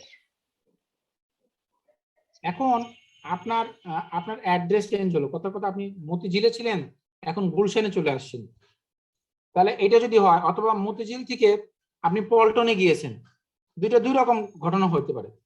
তাহলে ওয়ান কমিশনারেটেড টু অ্যানাদার কমিশনারেট, মানে এমন হলো যে আপনি আগে মতিঝিল ছিলেন, এখন চলে আসেন গুলশান, তার মানে মতিঝিলের কমিশনারেট থেকে আপনি গুলশান কমিশনারেট আন্ডারে চলে আসছেন, তাহলে এক নিয়ম। আর উইদিন দ্য কমিশনারেট, মানে আপনি মতিঝিল ছিলেন, মতিঝিলের হয়তো দিলকুশা থেকে আপনি মনে করেন যে আপনি আসছেন হচ্ছে হলো পল্টন মোড়ে আসছেন, উইদিন দ্য কমিশনারেট আছেন, তাহলে কি হবে, সেক্ষেত্রে কি হবে, আপনার অ্যাড্রেস চেঞ্জ করার 15 দিন পূর্বে আপনাকে অ্যাপ্লাই করতে হবে কমিশনারের কাছে এবং একটা ফর্ম আছে সেটা ফিল আপ করতে হবে, ফর্ম 2.1 আর 2.5, একটা হলো অফলাইনে, একটা হচ্ছে অনলাইনে, যে কোনো একটা পূরণ করবেন এবং আপনাকে get clearance from the commissionerate, audit কমিশনারেটের কাছে ক্লিয়ারেন্স নিতে হবে যদি আপনি একটা কমিশনারেট থেকে আরেকটা কমিশনারেটে চলে যান। আর যদি উইদিন দ্য কমিশনারেট হয় তাহলে আপনাকে ক্লিয়ারেন্সের কিছু নাই, শুধু অ্যাপ্লিকেশন করবেন, করে ইনফর্ম করবেন, তারপরে আপনি আপনার অ্যাড্রেস চেঞ্জ করবেন। যদি না করেন তাহলে আপনাকে 10,000 টাকা জরিমানা করা হবে। স্যার 2.1 আর 2.5 কোনটা, অনলাইন আর অফলাইন কোনটা? 2.1 হচ্ছে হলো আপনার হচ্ছে হলো অফলাইন আর 2.5 সম্ভবত অনলাইন। স্যার এটা একটু আবার রিপ্লাই করুন স্যার, বুঝতে পারিনি, নেটে সমস্যা দিছিল স্যার। বলেছি যে আপনার যদি আপনি আপনার অ্যাড্রেস চেঞ্জ করেন, ধরেন আপনি মতিঝিলের আপনার অফিসের অ্যাড্রেস ছিল, কোনো কারণে আপনার অফিস আপনি শিফট করেছেন, মতিঝিল থেকে গুলশানে চলে আসছেন, অথবা আপনি মতিঝিলে ছিলেন, মতিঝিল থেকে পল্টনে গিয়েছেন, এখন মতিঝিল এবং পল্টন একই কমিশনারেটের আন্ডারে, যদি এটা হয় তাহলে আপনার জন্য অ্যাপ্লিকেবল হবে নিচেরটা, উইদিন দ্য কমিশনারেট। তাহলে সেক্ষেত্রে কি করতে হবে, আপনার কমিশনারের কাছে অ্যাপ্লাই করতে হবে, একটা ফর্ম আছে, ফর্মটা পূরণ করে 14-15 দিন পূর্বে আপনাকে অ্যাপ্লিকেশন করতে হবে যে ভাই আমার অ্যাড্রেস চেঞ্জ হয়েছে, ওই 2.1 অথবা 2.5 ফর্ম পূরণ করবেন এবং 15 দিন আগে জানাবেন, তারপর আপনি অ্যাড্রেস চেঞ্জ করতে পারবেন। আর যদি এমন হয় আপনি মতিঝিল থেকে গুলশানে আসতেছেন, তাহলে একটা কমিশনার থেকে একটা কমিশনার চেঞ্জ হয়ে যাচ্ছে, কারণ মতিঝিল এক এলাকায়, গুলশানে এক এলাকায়। সেক্ষেত্রে আপনাকে ওই একইভাবে অ্যাপ্লিকেশন করতে হবে, প্লাস ওই মতিঝিলে যে কমিশনার ছিলেন তার কাছ থেকে ক্লিয়ারেন্স নিতে হবে, অডিটের থেকে ক্লিয়ারেন্স নিতে হবে, আপনার কোনো দায় দেনা নাই, বা আপনার যদি দায় দেনা থাকে আপনি ট্যাগ করে নেবেন যে আমি এই কমিশনে যাচ্ছি, আমি সকল দায় দেনার জন্য আমি রেসপন্সিবল থাকবো। ওরা যদি তখন সম্মতি দিবে তারপরে আপনি ট্রান্সফার করতে পারবেন। This is the procedure. Okay sir, বুঝতে পারছি স্যার। এরপরে আপনার যদি রেজিস্ট্রেশনের কোনো চেঞ্জ হয়, আমি ভুল বলেছিলাম, 2.1 হচ্ছে অনলাইন, 2.5 হচ্ছে hard copy. The following changes need to communicate to the commissioner added. 2.1 online, 2.5 হচ্ছে hard copy within 15 days. Name of the business or any other commercial name. আপনার বিজনেসের নামই ABC কোম্পানি ছিল, এখন আপনার XYZ কোম্পানি করে ফেলুন। অ্যাড্রেস বা কোনো কন্ট্যাক্ট ডিটেইলস যদি চেঞ্জ হয়, আপনার ইকোনমিক অ্যাক্টিভিটিতে কোনো চেঞ্জ হলো, আপনি মনে করেন আগে শুধু মনে করেন যে কি করতেন, আপনি শুধু মনে করেন যে একটা সার্ভিস দিতেন, অ্যাডভার্টাইজিং সার্ভিস, এখন আপনি এর সাথে আপনি মনে করেন মার্কেটিং কোনো একটা কাজ করতেছেন, অথবা আপনি এর সাথে সাথে কোনো প্রোডাক্ট সেল করতেছেন, তাহলে আপনার ইকোনমিক অ্যাক্টিভিটি চেঞ্জ হয়ে গেছে। আপনার যদি ব্যাংক অ্যাকাউন্ট অ্যাড করেন, আপনার একটা ব্যাংক অ্যাকাউন্ট ছিল, ওই অ্যাকাউন্টে আপনি ভ্যাটের রেজিস্ট্রেশন নিয়েছেন, এখন আপনার 5টা ব্যাংক অ্যাকাউন্ট করলেন, তাহলে আপনাকে সেটা জানাইতে হবে। Nature of one or more of the economic activity, আপনার যদি নেচার অফ ইকোনমিক, একটু আগে যেটা বললাম, আপনার ইকোনমিক অ্যাক্টিভিটির নেচারই চেঞ্জ হয়ে গেছে। আগে ইলেকট্রনিক গুডস করতেন, এখন আপনি কনসালটেন্সি সার্ভিস দিচ্ছেন, অথবা আপনি কোনো কিছু ম্যানুফ্যাকচার করতেছেন, তাহলে পুরো ইকোনমিক অ্যাক্টিভিটি চেঞ্জ হয়ে গেছে। এরকমও যদি হয় তাহলে আপনাকে জানাইতে হবে, অথবা any other prescribe information as per ফর্মে যেটা রেজিস্ট্রেশন করার সময় আপনি করেছিলেন, তার যদি কোনো পরিবর্তন হয় তাহলে আপনাকে অবশ্যই অথরিটিকে ইনফর্ম করতে হবে। এবং ভ্যাট রেজিস্ট্রেশন নিলে যে আপনার এটা আমৃত্যু থাকতে হবে, নট নেসেসারি। ভ্যাট রেজিস্ট্রেশন চাইলে আপনি ক্যান্সেলও করতে পারেন। ক্যান্সেল করতে হলে আপনাকে মূসক 2.1 থ্রু অনলাইনে অথবা মূসক 2.4 এ আপনাকে হার্ড কপি আপনাকে সাবমিট করতে হবে। এবং এই ক্যান্সেলেশনের জন্য আপনার কোন শর্ত তো আছে যে কোন কোন ক্ষেত্রে আপনার ভ্যাট রেজিস্ট্রেশন ক্যান্সেল হবে। বলা হচ্ছে he fails to commence economic activity following registration. ধরেন আপনি রেজিস্ট্রেশন নিয়েছিলেন যে আমি একটা বিজনেস করব, আমি একটা ট্রেডিং কোম্পানি করব, কিন্তু আপনি দেখলেন যে না, আপনি ব্যবসায় শুরু করতে পারলেন না, বা আপনার ব্যবসা বললেন যে না এটা আমি করবোই না, তাহলে আপনি ভ্যাট রেজিস্ট্রেশন ক্যান্সেল করতে পারেন। অথবা আপনি বিজনেস ক্লোজ করে দিয়েছেন, আপনি যে অ্যাক্টিভিটিটা করতেছেন সেটাতে 2 বছর 3 বছর চালানোর পর দেখলেন যে লস হয়ে গেছে, যে না এই ব্যবসা করা সম্ভব না, তাহলে আপনাকে সেক্ষেত্রে ক্যান্সেলেশনের জন্য অ্যাপ্লাই করতে হবে। এবং স্যার কতদিনের জন্য ওয়েট করতে হবে? যেমন 1 বছরের জন্য ভ্যাট রেজিস্ট্রেশন নেয় না স্যার? না, সেটা তো অন্য বিষয়। আপনি তো সেলফ বা ভলান্টারি রেজিস্ট্রেশন নিলে সেটা আপনাকে মিনিমাম 1 বছর রাখতে হবে, কিন্তু এটা তো আপনার মনে করেন যে বিজনেস ক্লোজ হয়ে গেছে, বা আপনার বিজনেস যখন আপনি ক্লোজ করে দিবেন তার পরবর্তীতে আপনি অ্যাপ্লিকেশন করবেন, এটার জন্য 1 বছর ওয়েট করতে দরকার নেই। ওইটা তো অন্য ক্রাইটেরিয়া ছিল, ওখানে বলা ছিল যে আপনি ভলান্টারি রেজিস্ট্রেশন নিয়েছেন, ভ্যাটের জন্য থাকবেন এবং আপনি ওটা কন্টিনিউ করবেন, আর এটা তো অন্য বিষয়। এটা হচ্ছে আপনার বিজনেসই ক্যান্সেল হয়ে গেছে বা আপনি বিজনেস অ্যাক্টিভিটিসই নাই, সেক্ষেত্রে আপনি অ্যাপ্লিকেশন করে আপনি এটা কি করবেন, ভ্যাট অথরিটি এটা যাচাই বাছাই করে দেখবে যে আসলে আপনার ইন্টেনশন কি, বা আপনি আসলে ক্যান্সেলেশন চাচ্ছেন, এর মধ্যে কোনো অন্য কোনো ইন্টেনশন নেই, তখন আপনাকে ক্যান্সেলেশন করে দিবে। আবার এমন হলো যে আপনার বিজনেস কথা আপনি প্রকিউরমেন্ট প্রোভাইডার হিসেবে আছেন, বা আপনি অডিট এন্ড অ্যাকাউন্টিং ফার্ম হিসেবে আছেন, এখন আপনার আইটি এনেবল সার্ভিস, আপনার এই সার্ভিসটা গভর্নমেন্ট এবার এসআরও দিয়ে এক্সামটেড করে দিল যে এদেরকে কোনো ভ্যাটের রেজিস্ট্রেশন নিতে হবে না, তাহলে কিন্তু আপনি অটোমেটিক্যালি কি হয়, আপনি এক্সামশনের মধ্যে পড়ে গেলেন। তখন আপনাকে অ্যাপ্লিকেশন করতে হবে, বলতে আমার এই রেজিস্ট্রেশন ছিল, আমি এখন চাই যেহেতু এটা এক্সামটেড হয়ে গেছে, তো আমাকে ভ্যাট রেজিস্ট্রেশন ক্যান্সেল করা হবে।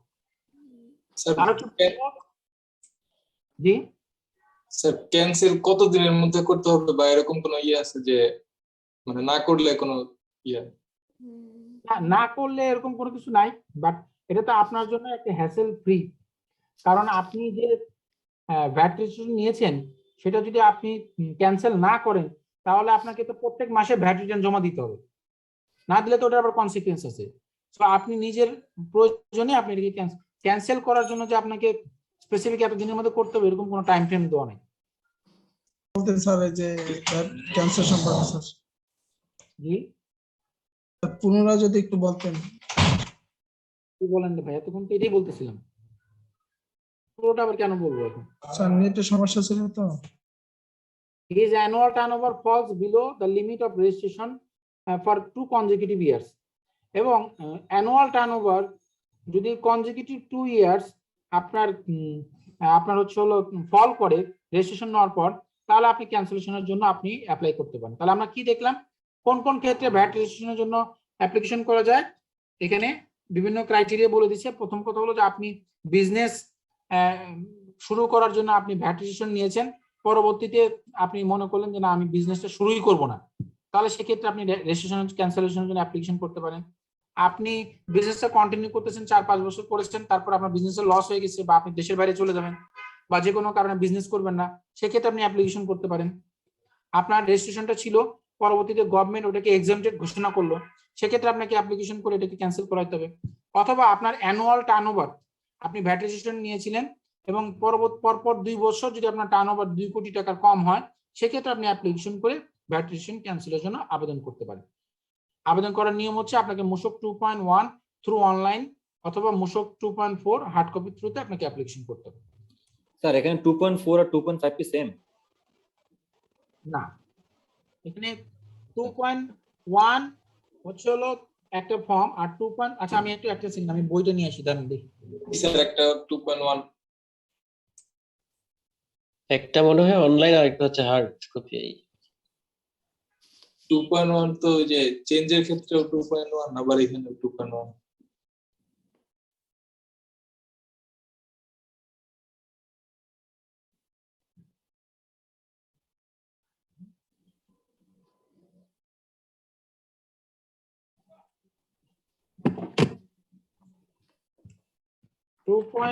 হচ্ছে 2. হচ্ছে হলো VAT oblique turnover tax registration form, এটা হলো 2.1। হ্যাঁ, আর 2.4 হচ্ছে মূল্য সংযোজন কর নিবন্ধন অবলিক টার্নওভার কর তালিকাভুক্তির সাময়িক স্থগিত বা বাতিলের জন্য আবেদন। আর 2.5 হচ্ছে হলো নিবন্ধন অবলিক তালিকাভুক্তি পরবর্তী তথ্যের পরিবর্তন ও নতুন তথ্য সংযোজন ও অবহিতকরণ। তাহলে এখানে আপনি যেহেতু নতুন তথ্য চেঞ্জের জন্য স্যার, আর এখানে আপনি বিজনেসই ক্লোজ করে দিচ্ছেন, সেটা ক্যান্সেল করে দিচ্ছি। হ্যাঁ 2.4 এর দিকে হতে হবে। 2.4 তো বুঝতে পারছি স্যার। শেষ।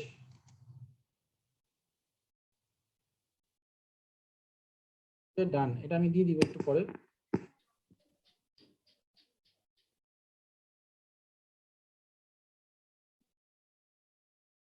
কাইন্ডলি আপনারা এটা শেয়ার করেন সবার সাথে আর কি। হ্যাঁ, অনেকেই বলতেছে ওনারা নাকি পাননি।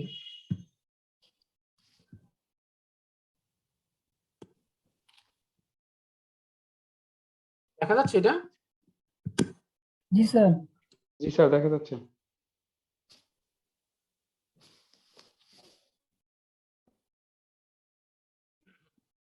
এখন হচ্ছে ইম্পোজিশন অফ ভ্যাট।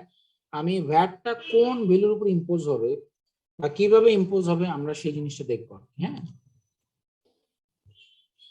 বললো VAT shall be impose and payable.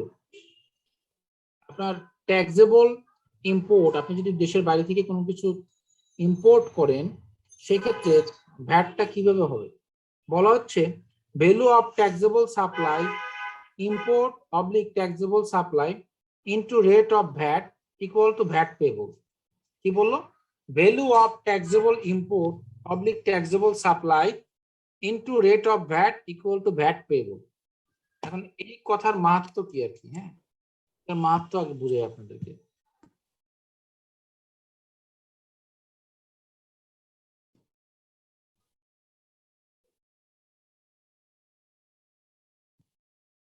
Wait করেন, আমি দেখাচ্ছি আপনাদের।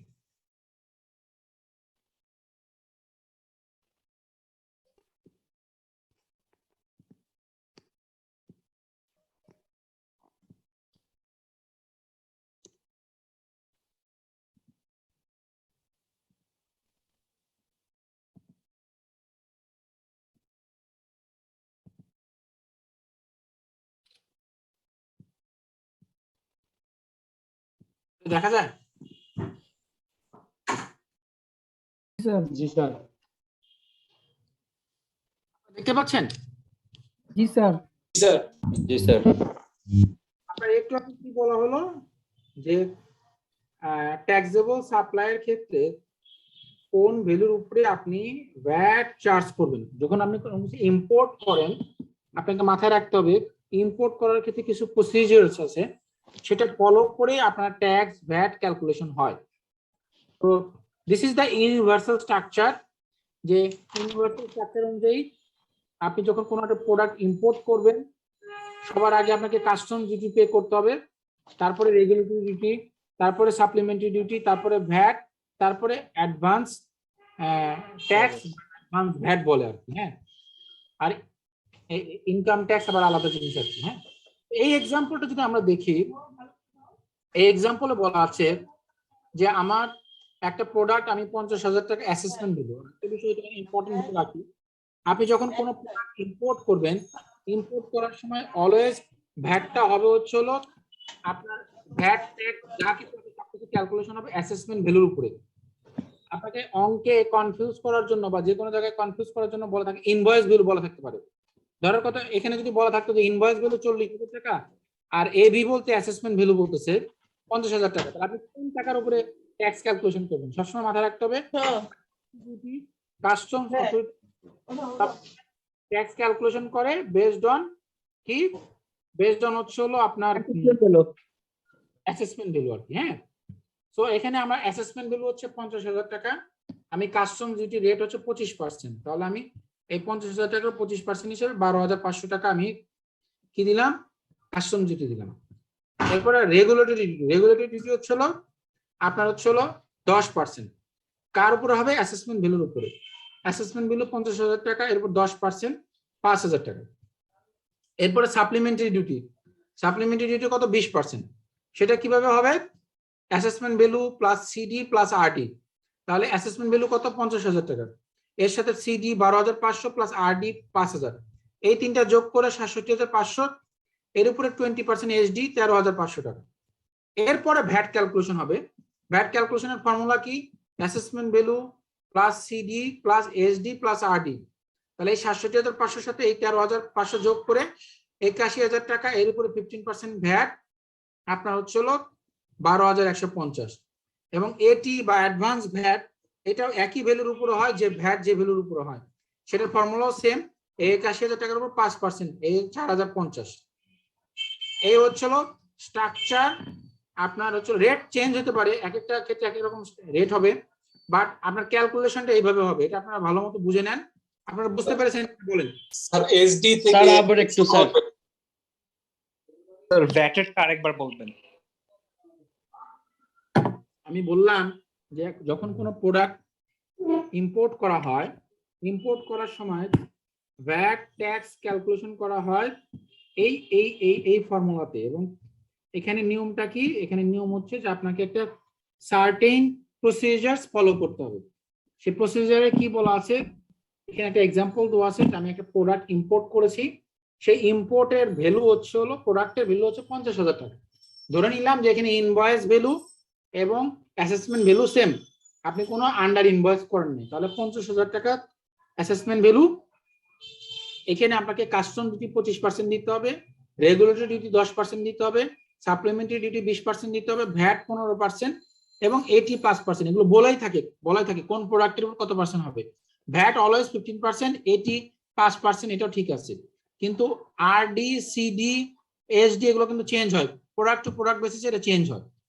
তাহলে এই প্রোডাক্টের ক্ষেত্রে কাস্টম ডিউটি হচ্ছে হলো 25%, যা কিনা হবে হলো অ্যাসেসমেন্ট ভ্যালুর উপরে। তাহলে এখানে অ্যাসেসমেন্ট ভ্যালুর উপরে 25% হিসেবে 12,500 টাকা আসছে। রেগুলার ডিউটি সবসময় ক্যালকুলেশন হয় অ্যাসেসমেন্ট ভ্যালুর উপরে, সেক্ষেত্রে 10% 5,000 টাকা আসছে। এসডি থেকে ক্যালকুলেশন চেঞ্জ হয়ে যাবে, এসডি মানে সাপ্লিমেন্টারি ডিউটি। সাপ্লিমেন্টারি ডিউটির ক্যালকুলেশন হচ্ছে অ্যাসেসমেন্ট ভ্যালুর সাথে কাস্টম ডিউটি এবং রেগুলেটরি ডিউটি যোগ করে যে ভ্যালু হয় তার উপরে 20% হবে হলো এসডি। তাহলে এখানে 50,000 টাকার সাথে 12,500 এবং 5,000 যোগ করে 67,500 টাকা হয়েছে, এর উপরে 13,500 টাকা আসছে হলো আমার এসডি। এরপরে ভ্যাট কোন ভ্যালুর উপর হবে, অ্যাসেসমেন্ট ভ্যালুর সাথে custom duty, regulatory duty, supplementary duty যোগ করে যে ভ্যালু হবে তার উপরে হলো ভ্যাট। তাহলে আমার এই ৬৭,৫০০ টাকা ছিল, এর সাথে আরো ১৩,৫০০ যোগ করে ৮১,০০০ টাকা, এর উপর ১৫% ভ্যাট দিচ্ছি।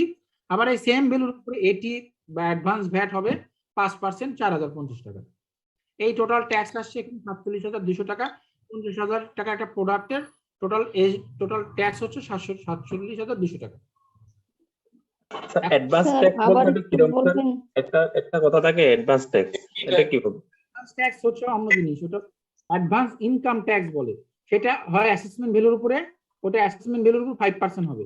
তাহলে ওটা যদি থাকতো তাহলে এখানে এটাও আসতো, কিন্তু এর উপর 5% ৫,০০০ টাকা। স্যার অ্যাসেসমেন্ট ভ্যালু আর ইনভয়েস ভ্যালুর যে ডিফারেন্সটা হওয়ার কারণগুলো কি হইতে পারে একটু যদি বলতেন? হ্যাঁ স্যার অ্যাসেসমেন্ট ভ্যালু আর ইনভয়েস ভ্যালুর মধ্যে পার্থক্য কখন হবে, মানে কি কি কারণে হইতে পারে এই জিনিসটা একটু?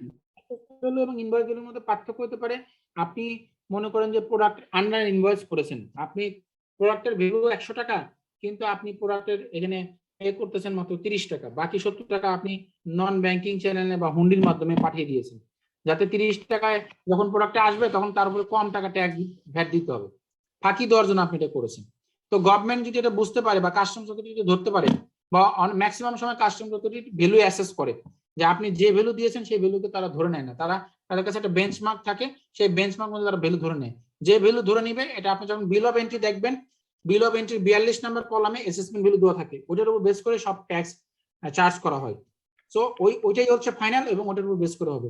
এই জন্য ইনভয়েস ভ্যালু এবং অ্যাসেসমেন্ট ভ্যালুর মধ্যে পার্থক্য হতে পারে। জি, আরেকজন কি কোশ্চেন করছিলেন, বলেন। স্যার আরডি মিনিংটা যদি আবার একটু বলতেন।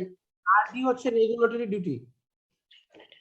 ওকে স্যার আমি স্যার ডিসকানেক্ট হয়ে গিয়েছিলাম স্যার, একটু যদি স্যার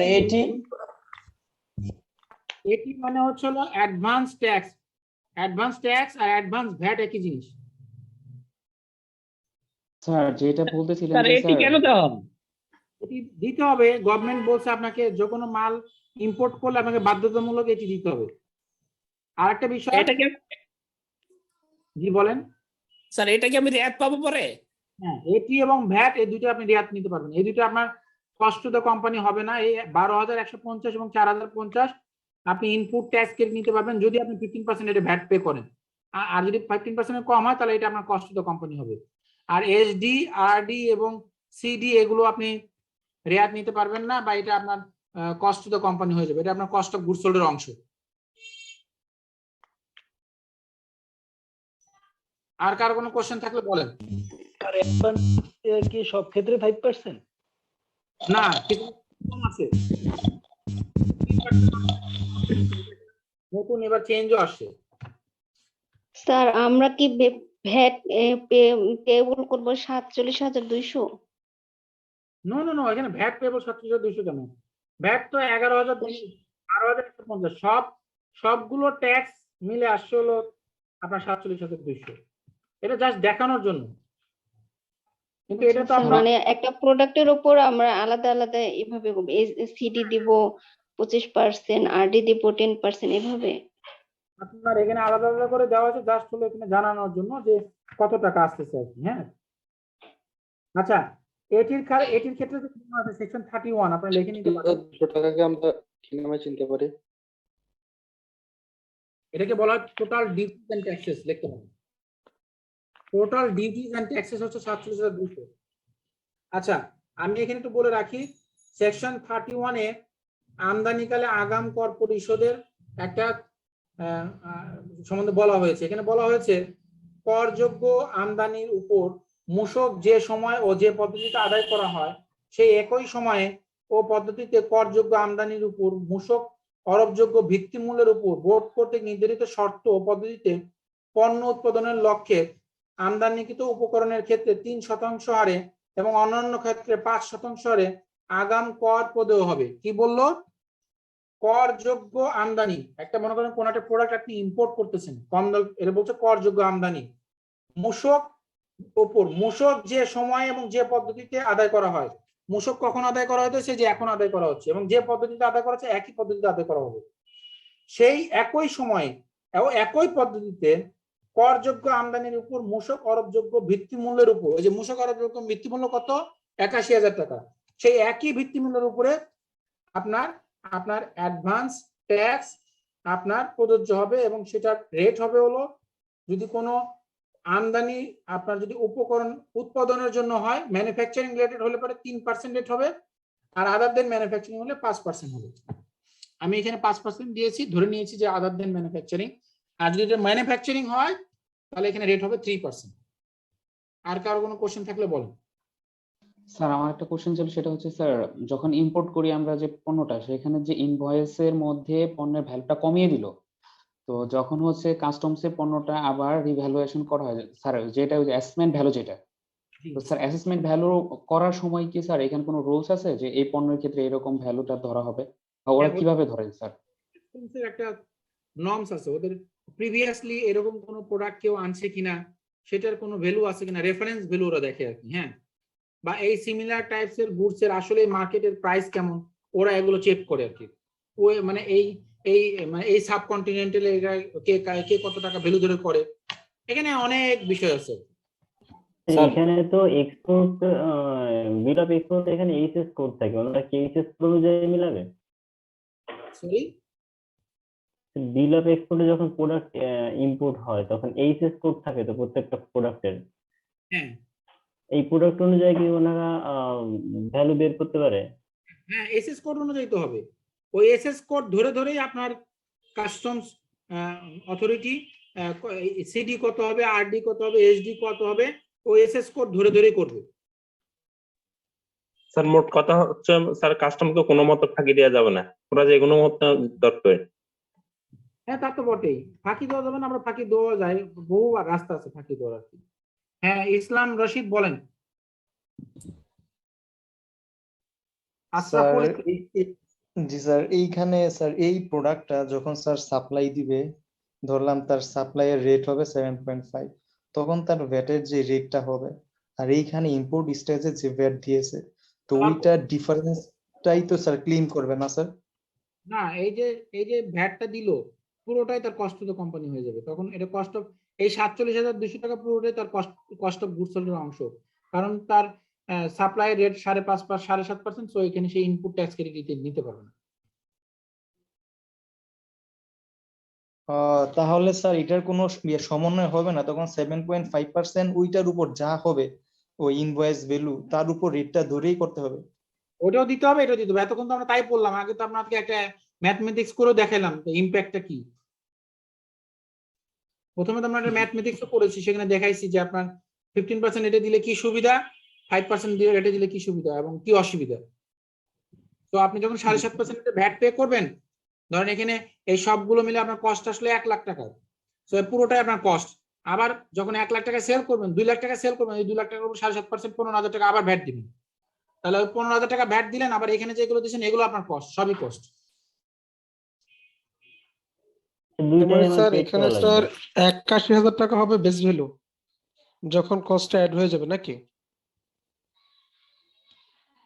হ্যাঁ, 81,000 টাকা সব মিলে তো 81,000 টাকা হচ্ছে। আপনার 81,000 হচ্ছে কেন, আপনার এখানে 50,000 টাকা আর হলো 47,200, 97,200 টাকা হচ্ছে। কিসের জন্য বেস ভ্যালু বলতেছেন আপনি? Base value for what? Cost of goods sold যখন ধরা হবে, যখন সে আবার প্রথম মানে কস্ট অফ গুডস সোল্ড এর মধ্যে যখন ধরা হবে, তখন তার বেস ভ্যালু প্লাস হবে এই 47,200 টাকা, 97,200 টাকা। যদি আমি 97 দিলে, হ্যাঁ ঠিক। আর যদি 15% রেটে দেই, তাহলে কস্ট অফ গুডস সোল্ড হবে হলো এই 12,150 এবং 4,050 মাইনাস করে ওই উপরে তিনটা যোগ করে 50,000 যোগ করলে যা হবে সেটাই cost of goods sold. Sir এখানে স্যার ইনপুট ট্যাক্সটা কতটুকু হবে তাহলে? ভাই কি বলতেছেন, সারাদিন বলে আপনি সীতাকার বাপ হয়, তাহলে যদি আচ্ছা, আপনার সিডি আরডিএসডি যেটা বললেন স্যার, এতক্ষণ তাহলে কি বললাম বলেন তো, আপনি কি বুঝেছেন বলেন? স্যার ইনপুট ট্যাক্সটা হচ্ছে আমরা স্যার র মেটেরিয়ালের উপর যে এটা করে ওটা হচ্ছে আমার স্যার ইনপুট ট্যাক্স। হ্যাঁ, তাহলে এখানে ইনপুট ট্যাক্স কি হবে আপনি বলেন? তো ওইটা সে কনফিউজ স্যার। কনফিউশনে কি আছে?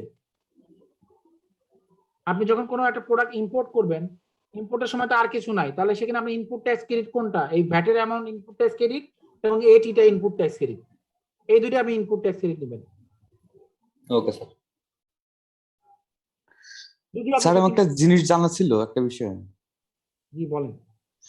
Sir bill of entry sir এর উপরে কি আমাদের কোনো ক্লাস হবে যে বিল অফ এন্ট্রির উপর ক্লাসের কি আছে?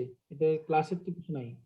স্যার এটা আসলে এই ফরম্যাটটা স্যার আসলে অনেক জটিল, এটা বুঝতে পারি না, এর জন্য স্যার শুনতেছিলাম। এটা আপনার বোঝার দরকারও নাই আর কি, আপনি যেটা করতেছেন সেটা করতে পারেন আর কি। হ্যাঁ, হ্যালো স্যার। আপনার ওটা দাঁড়ান একটু দাঁড়ান, আপনার ওটা বুঝতে হবে না, আপনি খালি দেখবেন যে বিল অফ এন্ট্রি 46 নাম্বার কলামে ভ্যালু কত দেওয়া আছে, সেই ভ্যালু অনুযায়ী সিডিআরডিএসডি যে রেট আছে সেই অনুযায়ী ট্যাক্স কাটা হয়েছে, খালি এইটুকু বুঝলেই হবে। আর বেশি বুঝতে চান না তাহলে সমস্যা আছে, এখন আর বেশি বুঝতে হবে। হ্যাঁ বলেন। স্যার স্যার কথা হচ্ছে স্যার, মানে আমি এটা আমার পক্ষ থেকে বলতেছি যে স্যার এত বেশি কোশ্চেন নিলে স্যার টাইমে মনে হয় কুলাবে না। তো স্যার কোশ্চেন গুলো যদি একটু কম নিত তাহলে আমাদের জন্য ভালো হতো স্যার। মানে ফার্ম থেকে এসে মানে স্যার ক্লাস করা অনেক কষ্টসাধ্য হয়ে যায়। তো আমাদের একটু যদি তাড়াতাড়ি সব শেষ করা যেত তাহলে আমাদের জন্য একটু ভালো হতো। ভেরি গুড কোশ্চেন, আমি তো সেটাই চাই। এখন আপনারা যদি এটা আমাকে অ্যালাউ করেন, আমি তো চাই আরো দ্রুত করতে পারি। I don't have any problem. সবাই কি বলেন? উনি যেটা বলেছেন স্যার সেটা আমরা না বুঝলে কোশ্চেন করবো স্যার, এটা স্বাভাবিক। স্যার